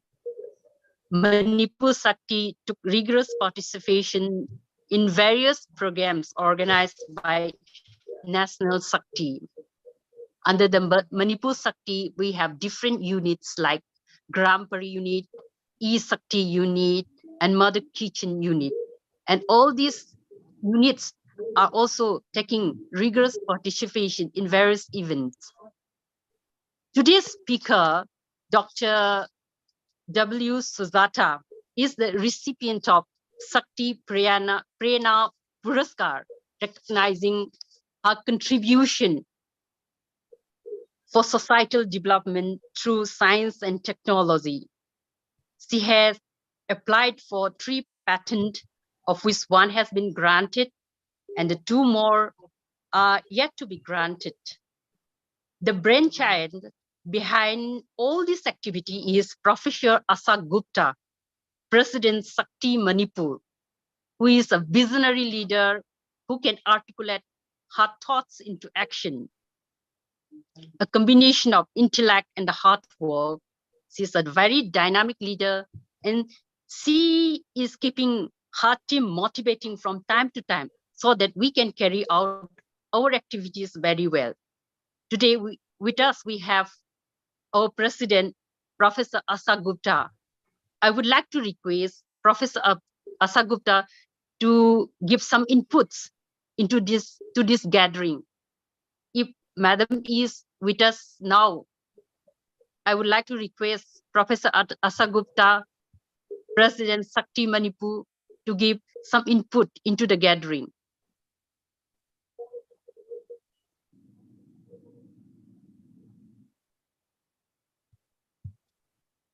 Sorry, I think she is not.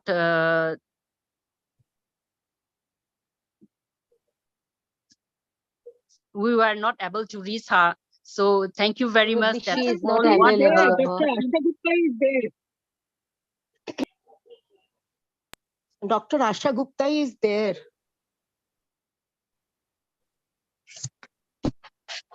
Hello, everyone. Thank you, Mrinmay, for giving me opportunity. I'm very happy to be here and listening so many beautiful lectures. And thanks, Rakhi, you're organizing very well. And then all the lectures, they were very having very good input. As far as Manipur Shakti is concerned, under the big umbrella which National Shakti is providing, some of the work we are taking. And honestly, our members, they are hardworking and they are taking the lead role. Whatever they are, as we have been asking them, they are contributing towards it honestly. So it is the success of this Nari Shakti. And then we hope that when all these our energies are combined, definitely we can achieve the path, we can achieve the goal, which leads to sustainability, because we understand that sustainability is required for our life. Whatever we have got around us, in case the sustainability is not there, then we cannot take the path of development, and we cannot achieve our goal. So a big conference which is ahead, I hope, and I appeal to all Shakti members from Manipur also to take part in it, participation vigorously, zealously, register in it, and try to participate in it. I think learning and meeting great minds itself, it motivates us. We can share our ideas. We understand a lot when we listen to others, and we can apply some of those ideas in our business, in our professional life, and in our work also. So with these few words, I congratulate the program organizers, and thank you, Mrinmay, for giving me this opportunity. Thank you. Thank you, ma'am, for the giving this insight. I would like to introduce the speakers from Manipur to the participants. Today's speaker is Dr. Wangkhairakpam Sujata. She is the recipient of Sakti Prerna Award, Puraskar Award, given by Sakti Manipur. She did her master in chemistry from University of Mumbai, completed diploma in industrial management from Wellinger Institute of Management, did her PhD from Manipur University. She had worked as research chemist in Cipla Limited, Sundarbans Food Products Limited.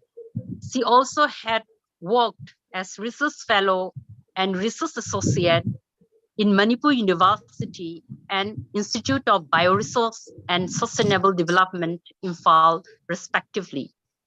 She is presently working as assistant professor in chemistry at the National Institute of Technology, Manipur. She has been awarded with DST, JRF, UGC, BSR, DBT, RA Fellowship. She has more than 20 publications in journals of national and international repute. She has filed for 3 patents, of which 1 has been granted and 2 more are yet to be granted. She has also contributed in book chapters of reputed international publications. May I request today's speaker, Dr. Wangkhairakul Sujata, to start her presentation.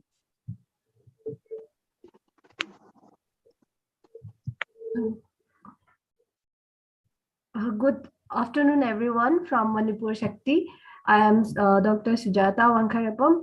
I thank Madam Minnoy for introducing me, and I thank everyone who has organized the program for giving me an opportunity to share my work. And I'm of course thankful to Madam Asha, who is always very encouraging. I would like to share my screen if it is possible.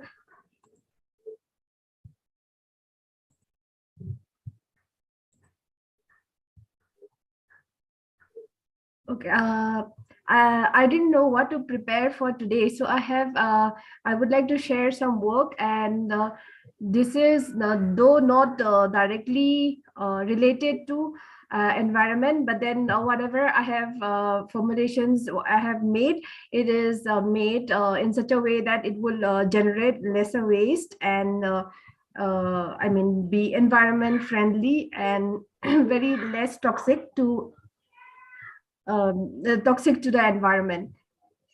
So today I would like to share some of my work which has practical applications. So I would like to I mean emphasize on those for which I got patent, which is commercial application. So the first one is from a plant. So this is a plant from which I have isolated drug candidate which is awaited for FDA approval. Nevertheless, it is used as a reagent in I mean for many chemistry and biochemical works. This is the plant. It is it is a plant indigenous of Manipur. It is called Strobilanthes flacidifolius. So it has this drug, it has the bioactive indirubin, which has many activities like anti-inflammatory activity and anti-cancer activity. And nevertheless, it is used for laboratory work. So this has been, I mean, a bioactive which has a very good importance. So we developed a method. So we didn't recognize this bioactive, but then we developed a method by which this could be isolated from the green leaves of the plant very easily, such that the method is very cost effective and it is simple, and the yield is very high comparatively to the other methods which has been carried out in the world. We have when we got the grant, we had 100-fold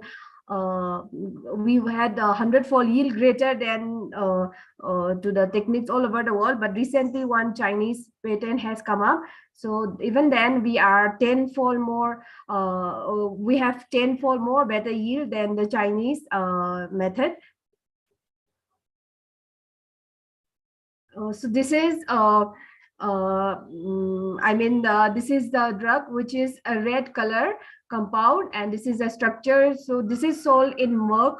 It is around 12,925 rupees for 5 milligram only. So it has many applications right now, though it doesn't. It is the FDA approval for treatment of leukemia is awaited. Even then, it is used as a standard compound. It has anti-inflammatory activity, and it has a very peculiar use for treatment of psoriasis and of course the treatment of cancer. And indirubin also suppresses cytokine induced cellular invasion, which is associated with COVID-19. Sometimes it is known as cytokine storm. So it also controls this. So it has some some important applications. So it is an important bioactive, and the cost of this drug bioactive is very high. So we have developed a method by which it can be generated easily. It is cost effective, and overall, because of that, because of the cumulative effect, we could if we were told to quote a price price comparatively for technology transfer. So I got this patent from Manipur University when I was doing my PhD with my guide, Professor Warjit Singh. So we have been advised for quoting a price. So we have quoted a price which is 10-fold lesser than what is in the market now. So, and as most of are not from natural product chemistry, I want to emphasize how our method is good. So we have a yield about 0.38% from fresh leaves, and comparatively, it is very good yield from natural products, because there is an anti-cancer plant which has the anti-cancer bioactive. So the yield from that compound Taxol is 100 milligram per kg of the bark. So our yield is 3,800 milligram from 1 kg fresh leaves. So I had put this point to emphasize that the yield is quite appreciating comparatively to Taxol, which is also used for a treatment of breast cancer. The extraction and isolation will be done from sustainable collection of the species used in the experiment, which has been cultivated. So we have just started cultivating it. So, and the resources would be used in a sustainable way. So we are not going to harm the environment, and it is a plant which is a perennial. So it stays alive throughout the year, and the collection can be done in a very sustainable way, and we don't need to reintroduce the crop in the next year. So this our plan is to cultivate this species and then carry out our work without harming the environment. And in this also, the synthesis, if this was carried out through synthetic methods, then it would be generating lots of chemical waste, which would harm the environment, and then it will be using a lot of expensive chemicals also. But then by isolating from this plant, we are getting more yield, which is very appreciable, and we are not generating any harmful we are not generating any harmful harmful products, and we can get the generation the generation of harmful chemical waste through the synthetic methods can be controlled. And we have this is just a comparison with the method which from China. Recently it has come up, and the yield, we are tenfold better yield than the Chinese one. And still now our process is the most optimum process, which will give the highest percentage of indirubin extracted from plants. And this is some prices we have taken from chemical books. So there are around there are many more than 1,000 brands which are sold, which are selling indirubin, and I have just given two prices, which is from Sigma Aldrich and In Vivo Chem. So the prices are high as quoted before, and we were in course of our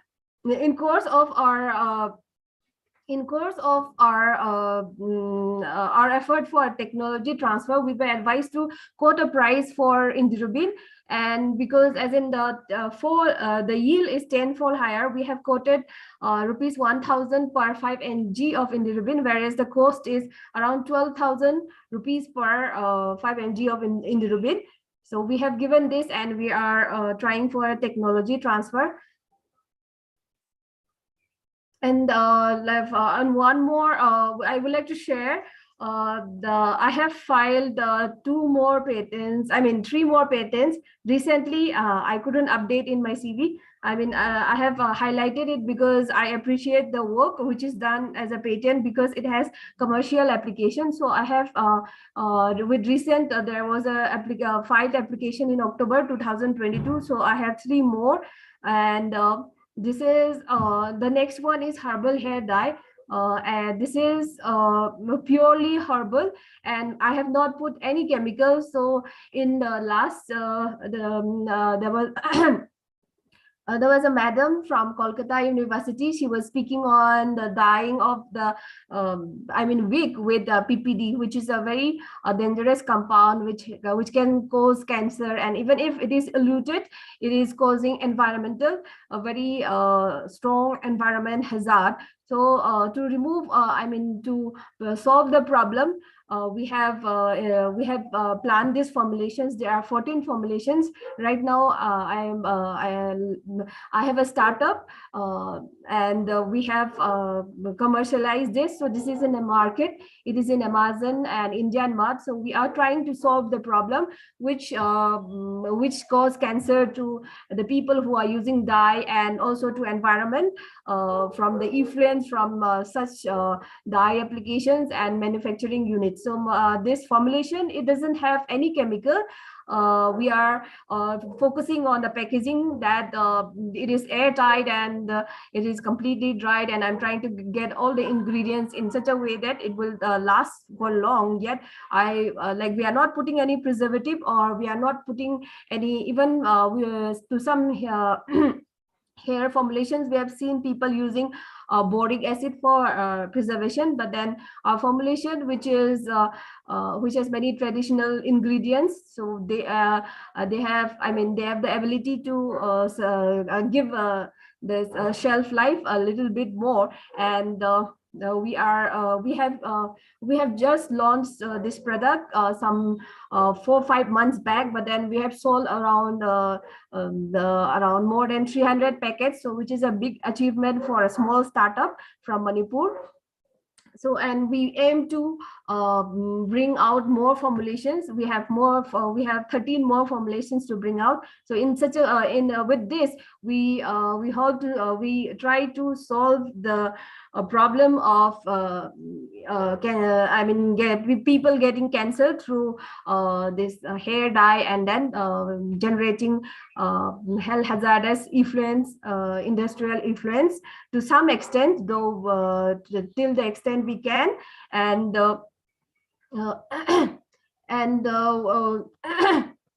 excuse me, we have some traditional ingredients in this.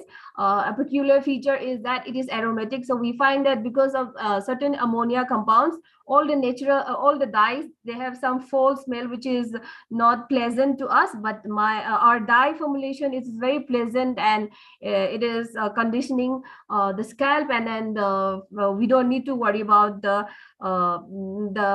industrial effluence out of this. So this is the next formulation in my research, which has got commercial application. In the third one, we have formulation from mushroom, which is a nutraceutical. So we have formulated in such a way, and in this we wanted to solve the problem of poor people, when they get diabetes and high blood pressure. So it is more dangerous than cancer for them, because they don't have money to buy medicine for diabetes and for blood pressure and other things which are associated with it. They term it as a metabolic syndrome. So this formulation, it is a very simple formulation, and it is a monoherbal formulation. So it has the combined effect of controlling the glucose sugar level, and then controlling blood pressure, and even the lipid concentration. So this has been filed, and we are waiting for the examination, and hopefully we will be able to launch in the market with a low price, so that poor people who doesn't have money to buy medicine for all these elements. So even though they don't have cancer, but it is more hazardous than cancer, because getting a lot of many problems at one time, they cannot buy the medicine, and it causes and it is fatal for them. And the fourth one, which I didn't include in my CV, this is a design of a machine. So it has been filed on 26 October 2022. So this is for herbal extraction, and excuse me. We have not brought this in market, but we hope to launch this and harvest and tap the various medicinal plants and aromatic plants dyes through this machine for extraction. And we developed this because there are many aromatic plants in Manipur, and the farmers, they are not able to extract the medicinal plants, and then for them to get to the extractor is a very difficult problem, and even to get an extractor in a institute, it is very hard for them. So there was a requirement of a simple machine which they could use, and they could tap the resources around them, because we have many aromatic medicinal and then spices growing in the state of Manipur, which is one of the biodiversity hotspot. And with this, we would like to solve this problem, and we hope we could do that. And this was some research work of mine, which had practical application. So I wanted to share with this on this opportunity. And excuse me.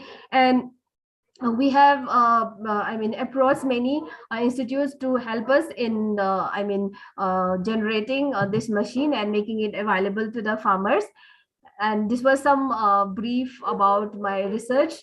And I mostly value this works because it has practical application, and to some extent it will solve problem, because there are many unemployed women and even male also. But then for female, it is a big problem. So in my factory also, I am trying to involve as many, most of them are females, and I am trying to help them in the greatest extent I could.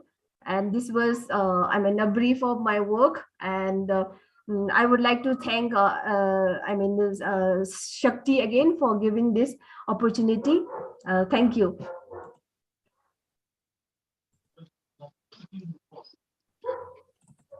Very nice, very nice presentation. That is a very nice presentation, Dr. Sujata. Your work is towards the sustainable development of this environment. You're contributing towards sustainable development of the environment. Thank you. I would like to, thank you. We are looking forward that you will formulate more products, more natural products, which are chemical free, which will not produce any harm to the environment. Over to Rita Rakhi Roy to continue the program. Thank you, Mrinmoy Rajkumari ji and Dr. Sujata from Manipur unit. And we are very fortunate to have this presentation over here, so we can understand that how we are going to get knowledge from this upcoming conference of 3 days. So with that, we are very happy to declare that we are now sure that we are getting inputs, and we are quite sure of it that more and more members from different Shakti units are going to join for the seminar. Thank you, Manipur unit again. Now we would like to hear some from Assam Shakti unit. I just want to introduce Dr. Ditimoni Goswami, and literally we are we are feeling very bad that we are running out of time. Actually, out of a short time, we cannot hear all of the research works of different women scientists from different corners of India. Still, we are trying to hold the time accordingly. And thank you for patiently listening. And I hope the who are present over here will be for more time to hear some presentations from other scientists. And over to Dr. Ditimoni Goswami from Assam Shakti Unit.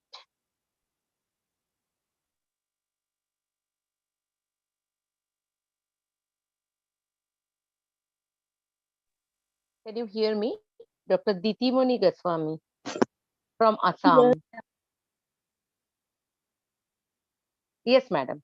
Over to you. Inaudible voice, madam, please make it check. We can't hear you.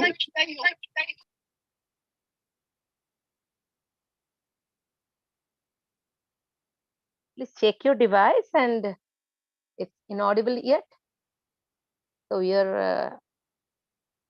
we'll have some glimpse from Assam Shakti unit, and will be presented by Dr.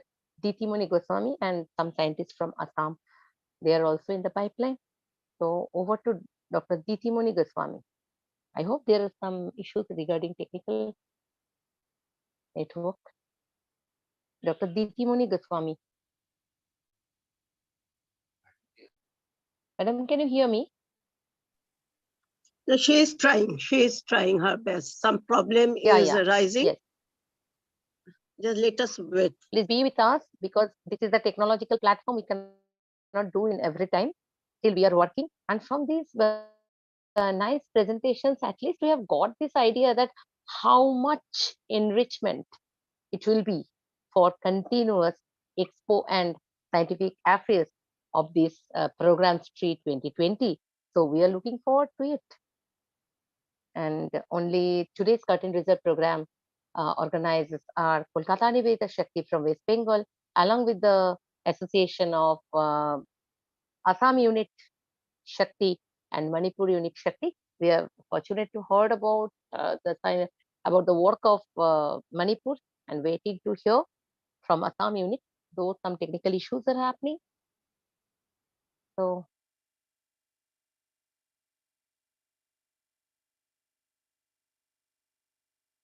Madam Goswami, can you hear me?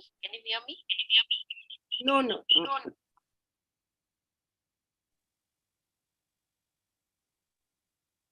I think, Madam Goswami, if you leave and rejoin, that would be helpful. Some problem is there, we can't hear you. You just leave and enter again. That can also be done. Elena, and Dr. Elena, do you want to say anything? In between, we want to introduce the scientist from Assam unit. Dr. Elena Talukdar is here, and she is going to deliver her work on women empowerment, rural artisans development, and mainstreaming of specially abled artisans in the Dhalpur area of the Lakshmipur in Assam. This is a specific area-based work. We are going to listen from Dr. Elena Talukdar. Better, as we are running behind the time, so I'll request Dr. Elena Talukdar from Assam for your presentation, and later on we will have some glimpses about the Assam unit from Dr. Ditimoni, as there is some technical issues. So I'll request Dr. Elena Talukdar to enlighten us. Good afternoon, everyone. Actually, am I audible? Yes, you are Am I completely audible. Welcome. Thank you so Yeah, much, Dr. you are audible. So it's an honor for me to be a part of this beautiful event, beautiful platform. Actually, I am Dr. Elena Talukdar, serving here in Dholpur. Doctor by profession, I design products as a designer by passion and a philanthropist by heart. This is the actually, I could not prepare my presentation due to some technical issues and some time schedule. So I just give my brief introduction.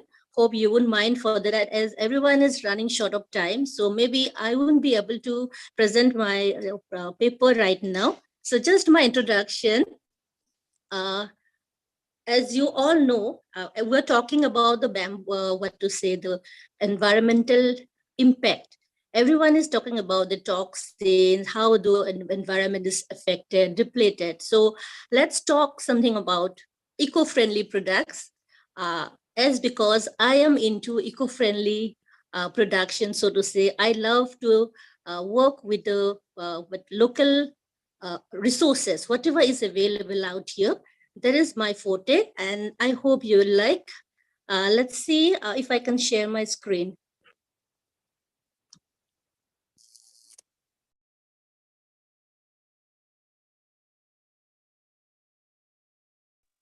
I think some technical and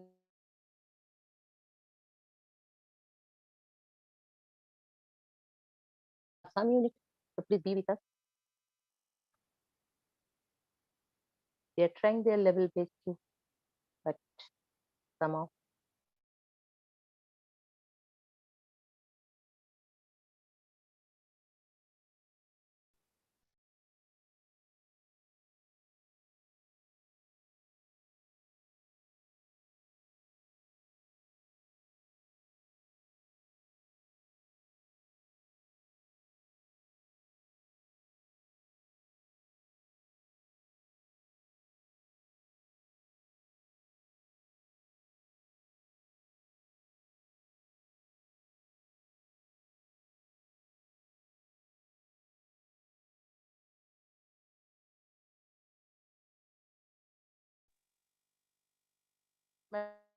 Madam Elena, can you hear me?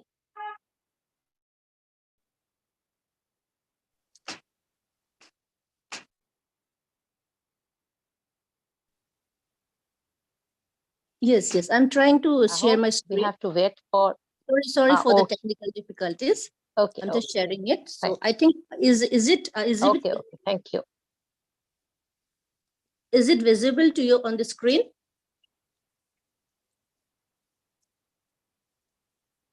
Yes, yes, visible. yes. Yes, yes. Actually, It's visible, madam. yes, yes.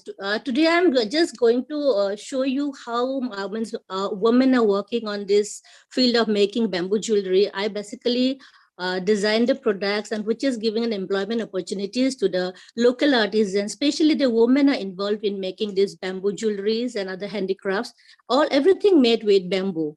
And these are some products made with bamboo. These are costumes are also made with some beaded but with bamboo beads and all. These are some intricate designs which I design, and these are being done by the rural women of this small village of Dholpur, situated in the district of Lakhimpur, Assam.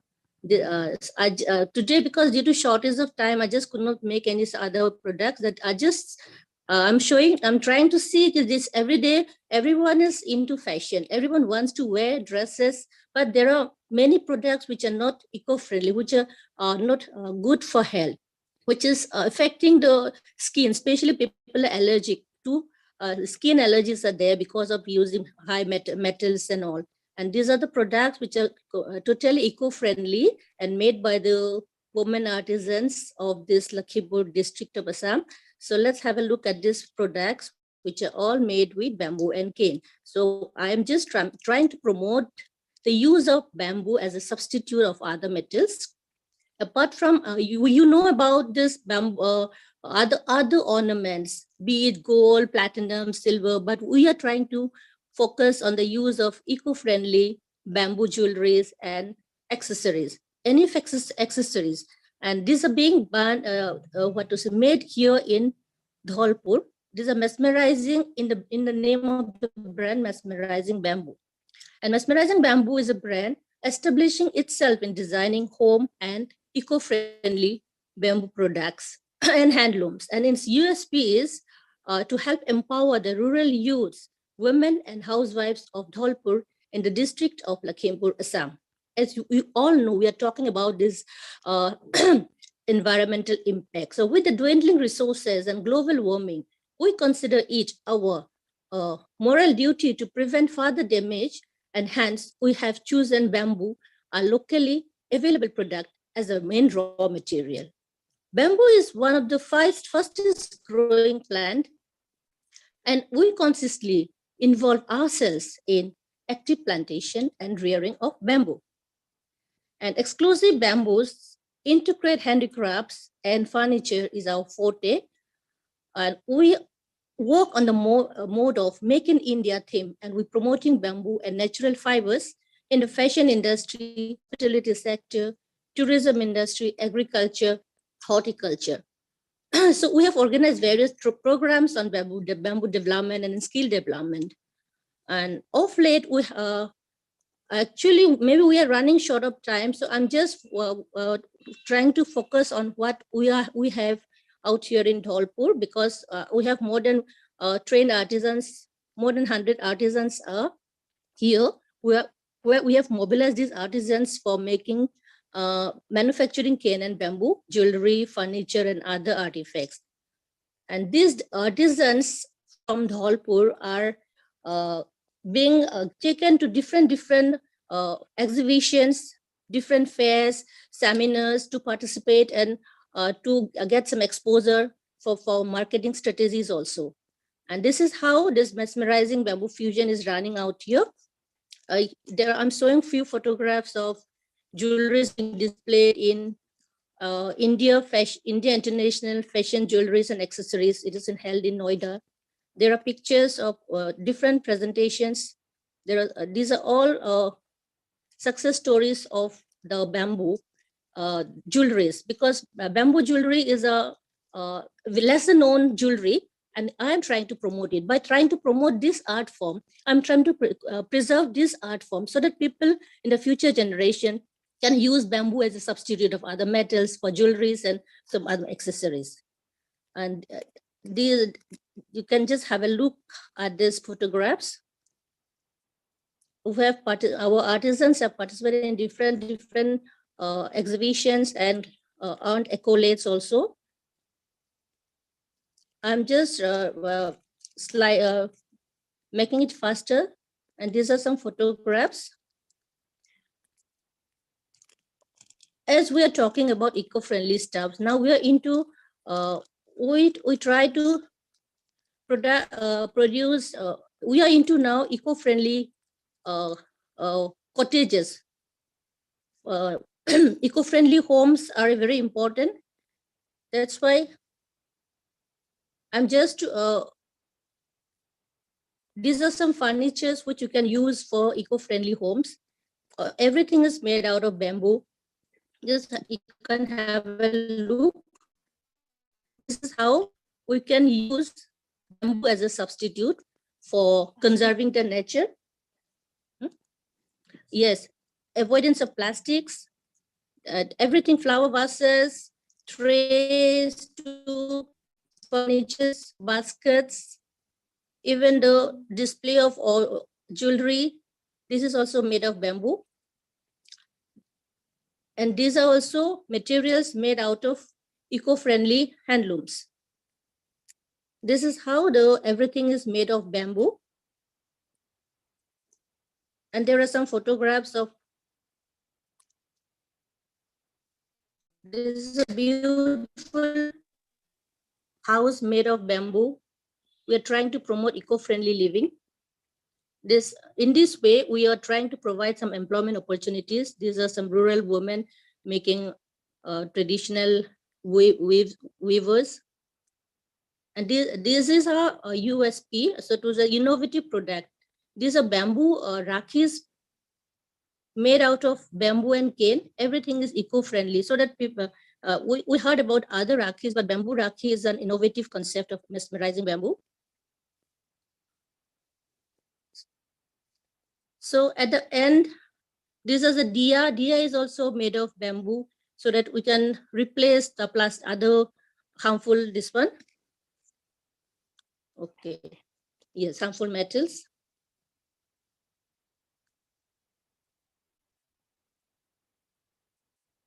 Brooches.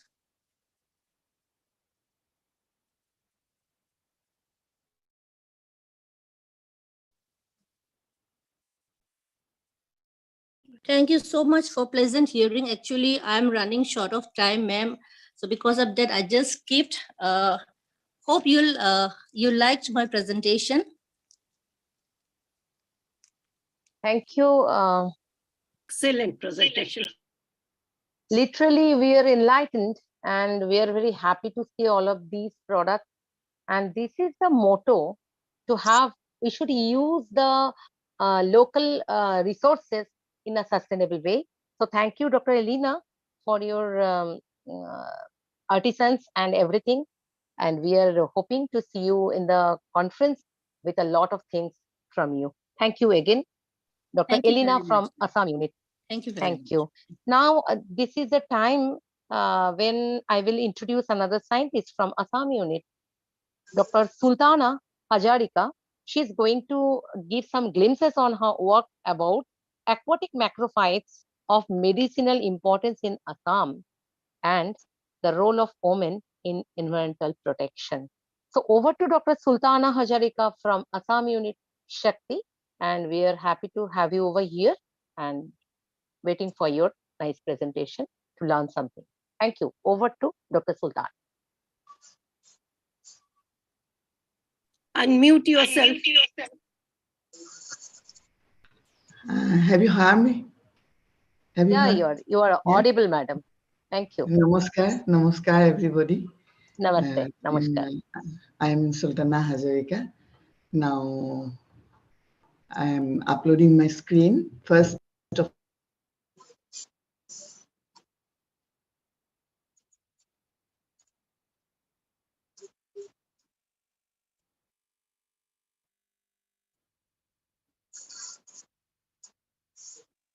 Can't hear you, madam.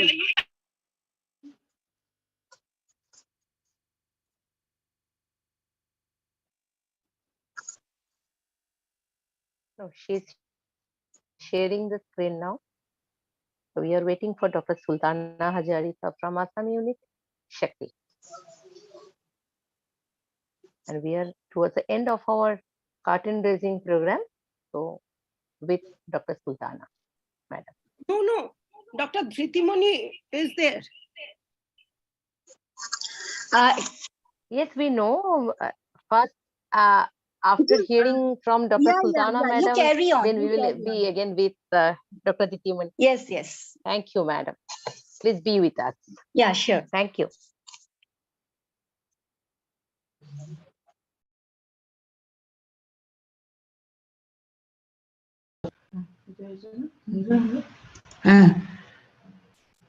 have you heard me? Yes, Audible? Yes, Is no, it completely audible. Audible. Yeah. Okay, Yeah. thank you. Visible Then, and audible. Yeah, okay. Then my video is off now. Okay, this is my paper, Aquatic Macrophytes of Medicinal Importance in Assam. I have done, I'm a retired associate professor in HOD, Department of Zoology, DHSK Kanoi College, Dibrugarh. And here is my presentation. And I will not read the abstract now. Now, from the time immemorial, the Indian culture has the practice of using medicinal plants for various diseases in the home itself. Medicinal plants such as aloe vera, tulsi, neem, turmeric, ginger cure many common diseases. These are home remedies in many plants of the country.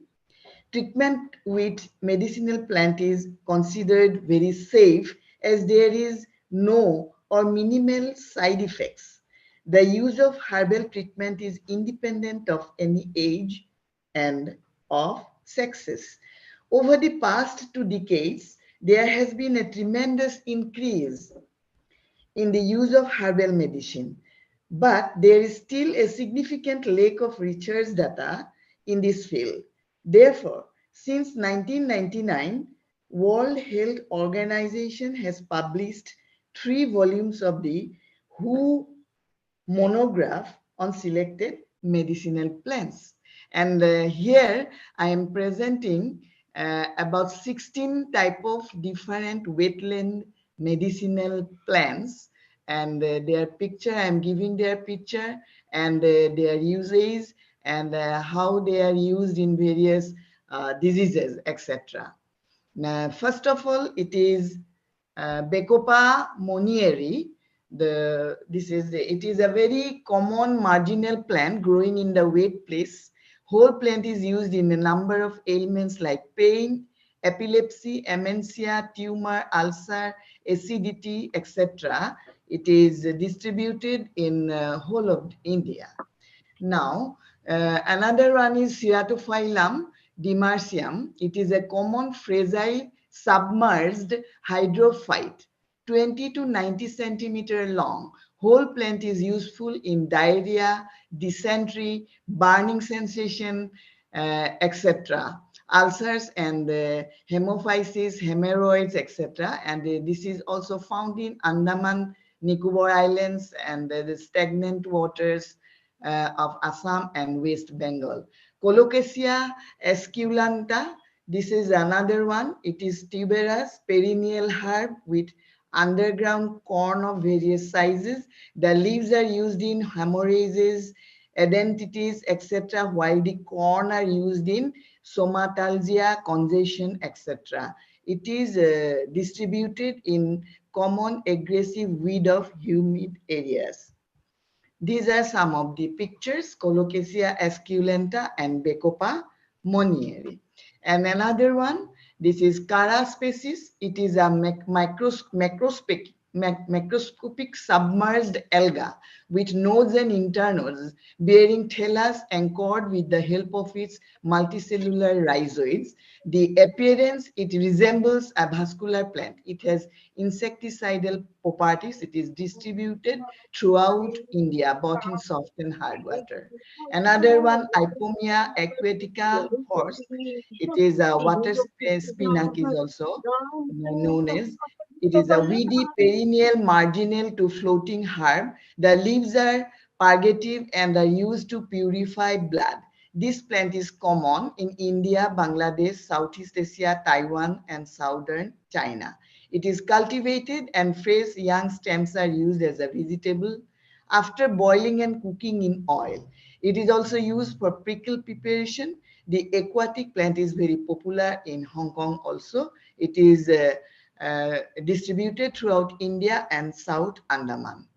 And these are some of the pictures of Cara and Ipomia fastulosa species. And another one, Zesia repens. It is perennial, succulent, and a creeping or floating weedy marginal plant. The herb is used as paste or poultice for ulcers and skin complaints. It is distributed throughout India in freshwater tanks. Another one, Limnophylla indica. This plant is very slender or much branched, growing up to the height of 30 centimeter. Whole plant is regarded to be antiseptic, used to treat elephantiasis, pestilent fever, dysentery, etc. It is distributed widely throughout the India and South Andaman. These are the pictures, Zesia repens and Lemna minor. This Lemna minor, it is a weedy, floating scale-like seasonal or perennial herb. Whole plant is used in cutaneous disease and washing of ophthalmic tissues. It is reported to possess cooling, astringent, antiscorbutic, diuretic properties. Lemna is a good source of feed for fish, duck, geese, and swan. It was also found to be a good supplement to poultry feed. Its rapid growth rate and capability of purifying wastewater makes lemna an efficient agent for water purification and wastewater treatment. According to a report from Michigan State University, USA, these duckweed, Lemna minor and Lemna trisueca concentrate boron at least 10 times more than other aquatic weeds growing with them in pond. Boron, though toxic to some plants, is essential for some others. The above mentioned unusual capacity of boron might be useful when lemna is harvested from purified wastewater and used as organic manure. It is a cosmopolitan, floating in still water up to the height of 3,000 meters. Then another one, Nymphia monsteli. It is an emergent perennial herb with short, erect, roundish, and tuberous rhizomes. Rhizome, flower, and seeds are medicinally important. The rhizome is useful in diarrhea, dysentery, dyspepsia, and general debilities. The flowers are astringent and cardiotonic. The seeds are sweet, cooling, constipating, aphrodisiac, stomachic, and retroactive. They are useful in vitiated condition of liver, dyspepsia, diarrhea, and dermatopathy. In Bangladesh, the spongy pistule and peduncle are cooked and eaten by poor people. The edible seeds may be eaten raw or roasted in sand before eating. It is distributed widely in warmer parts of India in shallow tanks, ponds, and ditches. These are the, it is also called water lily. These are some of the pictures of the Nymphia. There another one, Nymphia stella. It is wild, rooted, free-floating perennial herb, leaves orbicular, flowers mull white, pale blue, or multicolored. The plant is used as cardiotonic. It is distributed throughout warmer parts of India and South Andaman. Nymphoids indicum, it is a large plant with orbicular, deeply cordate floating leaves up to 30 centimeter in diameter. The plant is used as a substitute of this one, Sireta, and this Sireta is a very bitter tasting this one species, and is used in liver and jaundice. It is also distributed throughout India and South Andaman. And Pistia stratiotis, it is free-floating, stoloniferous, monocot, and weedly aquatic plant. It is used in inflammation of the skin in erysipelas and for healing of abrasions. And external are obtained by boiling the leaf juice in coconut oil. It is used to treat chronic skin diseases. Leaves together with rose water and sugar are used in cough and asthma. The polyutic of leaves is recommended for hemorrhoids. The roots have laxative and diuretic properties. Ringworms can also be treated by rubbing the ashes of the plant into scalp. It is distributed throughout India up to the height of 1,000 meters. It is, and this one, another one is Polygonum glabrum. Wild, it is an erect, glabrous annual herb rooted through the lower nodes and reaching up to a height of 1.5 meter. Whole plant is medicinally important and is used as febriefis and the infusion of leaves in colic pain. It is distributed throughout hotter parts of India from Assam to South India, Lakshadweep, and North and South Andamans. And these are some of the pictures of this species. This one, Trapa natans. It is very common aquatic herb with a flexose ascending stem and green phytosynthetic submerged roots. Fruits are useful in vitiated condition of liver, burning sensation, dyspepsia, epitaxis, phytesis, hemorrhages, and diarrhea, etc. The plant grows naturally. Fruit is spiny nut with 4 prominent angles, all of which are spicy, scented, and they are edible. and it is distributed throughout India in ponds, lakes, tanks, and also cultivated. Another one, Vallisneria spiralis. It is a perennial dioecious monocot leafy submerged plant. Whole plant is used as stomachache and leucorrhea, female ointment. It is also distributed throughout in India, including Andaman. These are some of the Trapanatans, or this Pinosa panifol. It is also used, called locally as panifol. And this is, I have collected it from the local wetlands. Now, how medicinal plant is useful in our daily life? Mostly medicinal plants are useful for maternal and child care as essential drugs in food and nutrition, for common illness and injury, for endemic infectious diseases, mental and oral health. These are considered as home remedies in many parts of the country. Medicinal plants have been discovered and used in traditional medicine practices since prehistoric times. The use of medicinal plants has acquired a renewed interest in developed countries. It has been realized that medicinal herbs are going to play an important role in near future. According to World Health Organization, a medicinal plant is any plant which is one or more of its organs, parts, contains substances that has medicinal or curing activities of any diseases. Besides the above mentioned wetland medicinal plants, some most common medicinal plants are we all know that tulsi, turmeric, rosemary, ginger, etc., which are found in every household garden of India and are used in daily life of common people since time immemorial. And thank you for listening me.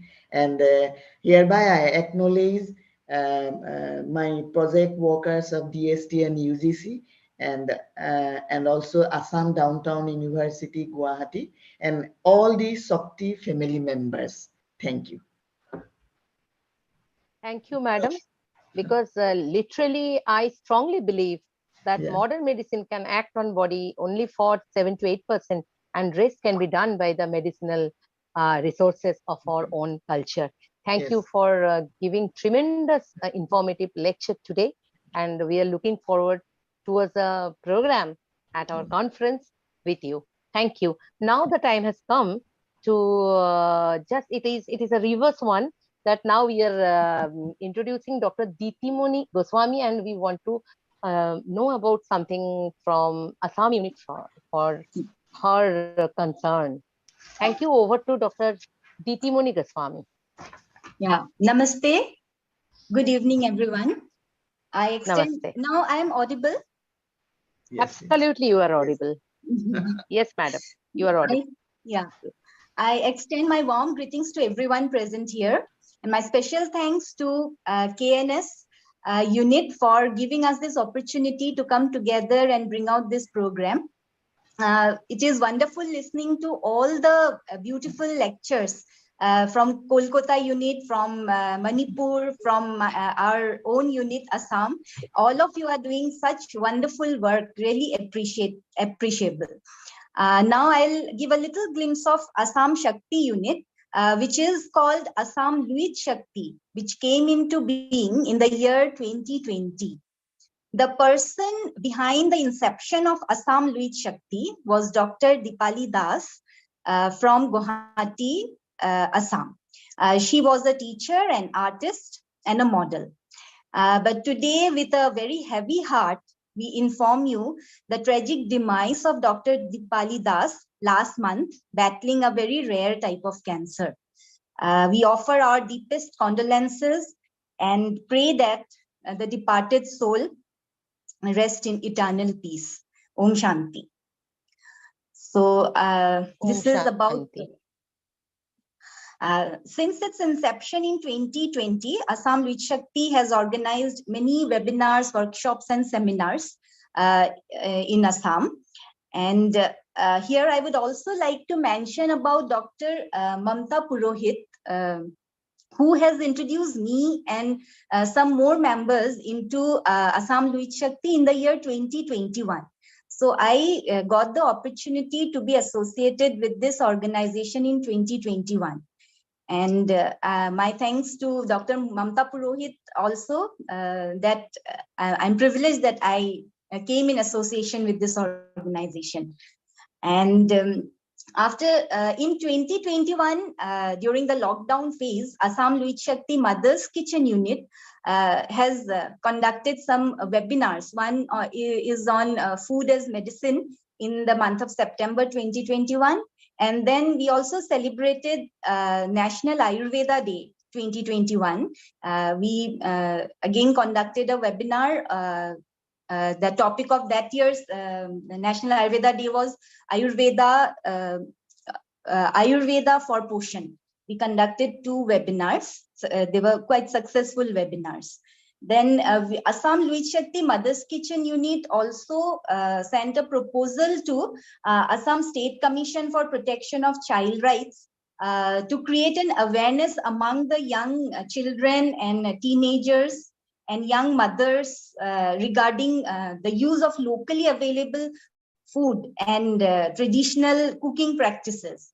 And that proposal has been approved in this year, in 2022 September, but the work at the ground level has not started yet. We are yet to start it. And this is all about Assam Luit Shakti, as known to me. And regarding the lectures, regarding the speakers from my state, they have already spoken, and I'm really, I extend my thanks to Dr. Elina Talukdar and Dr. Sultana Hazarika ma'am to come here and join us and give your presentations. Thank you to everybody for giving me this opportunity. I am very sorry, due to technical issues actually at my end, I got disconnected at the beginning, so I couldn't. Yeah. Thank you so much, everyone.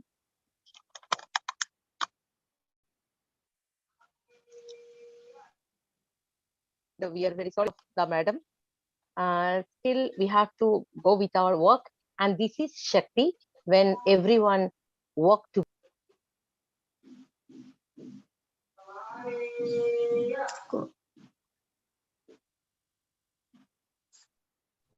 When the woman. And now this is a time has come when I should not forget to thank all of the dignitaries who are organizing. Sorry to interrupt, but if Titimoni ma'am, if you can stop your share screen, then we can see the screen normal.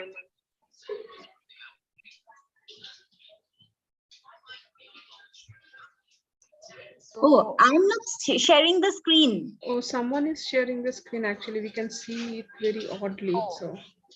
So should I, Anuja, should I continue?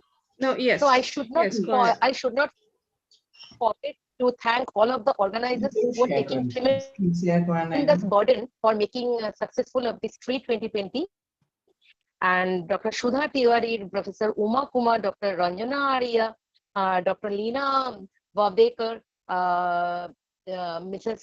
Bindu Swaraj, and Dr. Rita Bhattacharya. Now the time has come when I will request Dr. Rita Bhattacharya, who is Vice President of National Shakti, and she is the inspiration of Kolkata Nivedita Shakti too, and she is in the tremendous pressure with the Expo. She is in charge of STREE Expo this year. So it's the moment when I am, me Dr. Rakhira from Kolkata Nivedita Shakti, and I'm basically an arachnologist. So nice to talk to everyone and have got a number of lessons from today's conference and curtain raiser. And I'm feeling very happy to that Shakti has given me this opportunity to be with you all. Now it will be over to Dr. Rita Bhattacharya for giving thanks to everyone, and we will just hope the STREE will be tremendous, a successful one with all of the scientists from different corners of India. Thank you. Over to Dr. Rita Bhattacharya, Vice President Shakti. Namaskar to all. I'm really overwhelmed to see today's presentation, to hear today's presentation. Each and every speaker was so learned, and they're really doing for Atmanirbhar Bharat and Mera Bharat Mahan. My India is really, really big, and it will go beyond what we are thinking in 2040. We are very much hopeful, because today each and every member who presented their paper, from each part, I can get my, if I can show you my goosebump, I can show you that how happy I am. Each and every paper is showing our India is leading and leading towards Atmanirbhar Bharat. So really, really, we are from where I should start. Time is flying, so I should start from our speakers. First speaker, our president, Professor Shampa Das. She is a very renowned professor and scientist, we all know. So I'm really grateful to her, and really we all are very much enriched with her paper. And then our dear Preetha Bhattacharya, and she is our secretary, and her paper is also excellent. You already have heard, and you will very happy to know that what she presented, we will show that very soon. This is the project for Kolkata Nivedita Shakti. We will make an arsenic kiosk very soon. The work already we have started. And then our very dear Anuja Datta, she is also a pillar. These three are the pillars, really. We are so happy to have these pillars. And what she is doing, she told so many times, but really, really, today I'm so happy to know what she is doing. And it will help our nation to build so nicely. And I'm sure from her research, people all the world will know something. Within our work, we will generate the energy, this alternative energy and the power, and through that we can show light to others. Thank you, Anuja. Thank you, Preetha, and pranam to Shampadi. Now I'm going to our next two sisters. One is Dr. Sujata Bankherappan, if I'm not mistaken. So she also did an excellent work. Her presentation was very engrossing, and congratulating her for taking more than 3 patents. It is not a joke to get patents, and she got more than 3. It's really, we should clap for her. And really, really, we all are our not only this 3 units of Shakti, we all Shakti are congratulating you. Take more patents and show the world what we are doing. And next, I can congratulate, this is from Manipur Shakti. We are so happy to have with us this Manipur Shakti, and also this Assam Shakti. And this Mrinmoyi Rajkumari from Manipur Shakti. And I'm happy to see you today. First time I have seen Madam. And really, really, I feel that you are one of us, really. And Professor Asha Gupta, I'm really happy to see you, Madam. And I hope all of you will come to Delhi, and we will see each other, we will meet each other, we will talk to each other, and we will be very close to each other. Now, I'm sorry that Ditimoni Goswami wanted to introduce her team and everything, but because of this technology, we know there are so many things on this technology. So good effects and bad effects, we all know. So anyway, better late than never. you came last. That is also good. You talked to us last. And the Dr. Elina Talukdar, being a doctor, how she is working, how the bamboo work she did and she is projecting. I'm really amazed to see and to listen to her. Sultana Hazarika, Madam, excellent, excellent. We do believe what Dr. Rakhi said, that we do believe our all these plants and how useful these plants are. So we know it very well. Even today, you told us about it. And it is so essential for us to listen to it. And Madam, I will tell now you are retired, so you have to explore more and you have to give this knowledge to everybody. Nowadays, we only depend on this Western medicine and we don't care about all this leaf, all these our tree plants, etc. But this is the time we have to learn, we have to know. In villages, there are some, but in town and city, there are very much dependent on this Western medicine, and they don't care even about these plants. So thank you so much, so much. And this another, I want to say to you all that please come to this STREE2020 and take your students, your members, to make them energized. And when you see, your members will see this is a very big event, something is going on, and they will be motivated, they will be charged, and they will work in their unit very nicely. And the bonding between us, today the bonding between us, the Pritha made. Really, thank you, Pritha, for this program you have arranged so nicely and so effectively it happened. So really, really, I will request all of you to come definitely and bring as many as possible members and students.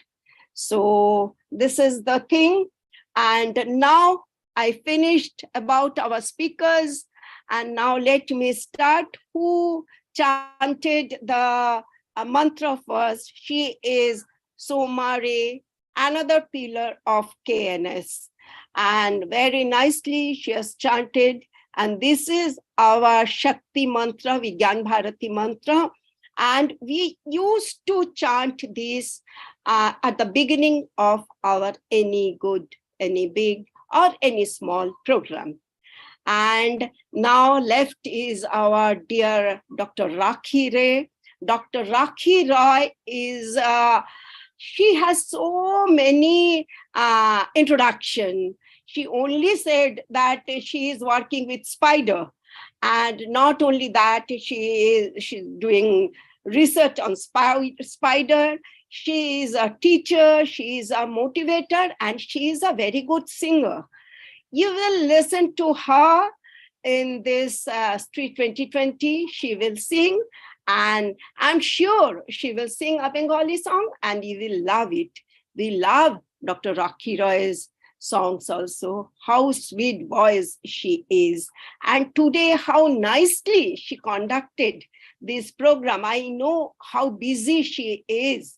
Even then, this 3 hours, how nicely she did it. So on behalf of Assam Shakti, on behalf of Manipur Shakti, on behalf of Kolkata Nivedita Shakti, and on behalf of National Shakti, I congratulate you, Rakhi. Thank you. May God bless you. And here, whosoever, I have seen one Padma Shri. Can you tell who is this Padma Shri? I am very eager to know, have you got this Padma Shri highest award, or your name is Padma Shri? From that time, I'm very much curious about it. So kindly let us. Good evening, ma'am. Actually, I'm from Shakti, Andhra Pradesh. Okay. Can we see you a little? Little, okay. Just a moment. Just a minute. I have requested everyone to open the video so that we can have a, I have put it in the chat box so that we can have a group photo at the end. Again, over to Rita, ma'am. That's true. That is very good idea. So everybody left, doesn't matter. We have given it in Facebook and YouTube. And Dr. Preetha Bhattacharya will send it to you, this YouTube link. So you can also put it in your Facebook, your personal account Facebook, or your YouTube also. So thank you, Padma Shri, Minmoy ji, Sujata ji, Elena ji. I told about Elena ji also, no? Dr. Elena Talukdar, yes, I told. Did I miss anybody? I think no, but I don't know. I'm very much forgetful. If I miss, I'm really sorry. And really, we are thankful to everybody. And definitely I missed. I missed our General Secretary, Leena ji. She addressed us in the beginning and she motivated us to go to the this Shakti program. Ranjana madam. Ranjana madam. And Ranjana Ranjana madam. And next, I'm really thankful to Ranjana Arya madam. I have seen how dedicated she is. Round the clock, she is working. On her daughter's birthday, we went there and she was working with us and her guests are coming. How she is managing, it's really, thank you so much, madam. And not only you, we are grateful to your family also. We have seen your full family and how dedicated you are because of your family. And Padma Shri madam is coming. Something happened. Oh, she is connecting with another device. And Mrinmoy madam, if you are there, Elena madam, hello. Hope you have heard. I thanked you a lot. It's excellent. And Elena madam, thank you very much. and Elena madam, there is a request for you.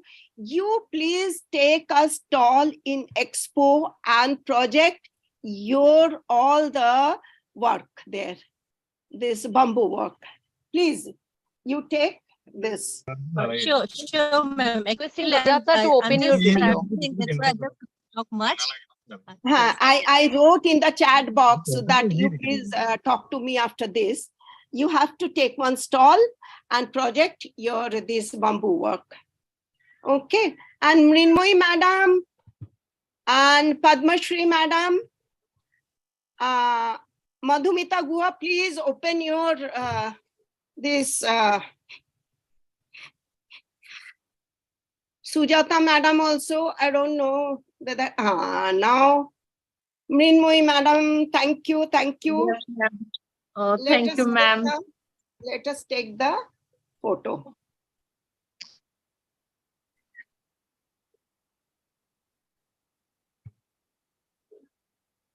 Very nice program. And now we can see the Padma Shri madam also. It is very nice to see you. I was so curious. Who is this Padma Shri? I'm so happy to see you. Thank you so much. And this is the last, not the least. I'm requesting everyone, please stand and do mourning for 1 minute for the Dr. Dipali Dash. And then we will finish our program. Program will be complete. Let us stand.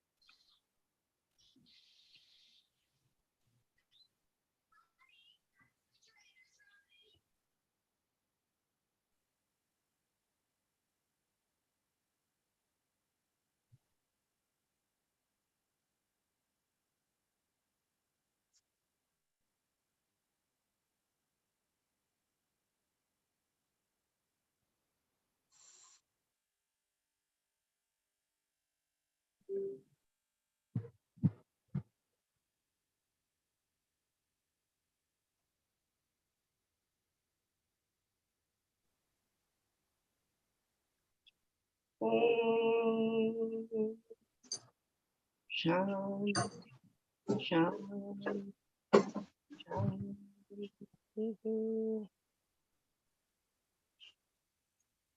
Dhanyavad. Thanks to everybody. Thank you, ma'am. Thank you so much. Very Thank well you, organized program. Thank you. It was an excellent program, ma'am. Really, we enjoyed the program. Each and every speaker was excellent, and program was really, really nice. Padma Shri ji, are you coming to Delhi? Yes, ma'am. I'm coming to Delhi. Oh, thank you. I'll be joining on 24th morning. Oh, that's great. And Mrinmay ji? Ma'am, I will be coming. I'm Thank looking you. forward to see you all again. Oh, sure. Me too. Dr. Asha Gupta, madam, hope to see you in Delhi. Madam, you are muted. Unmute yourself, madam.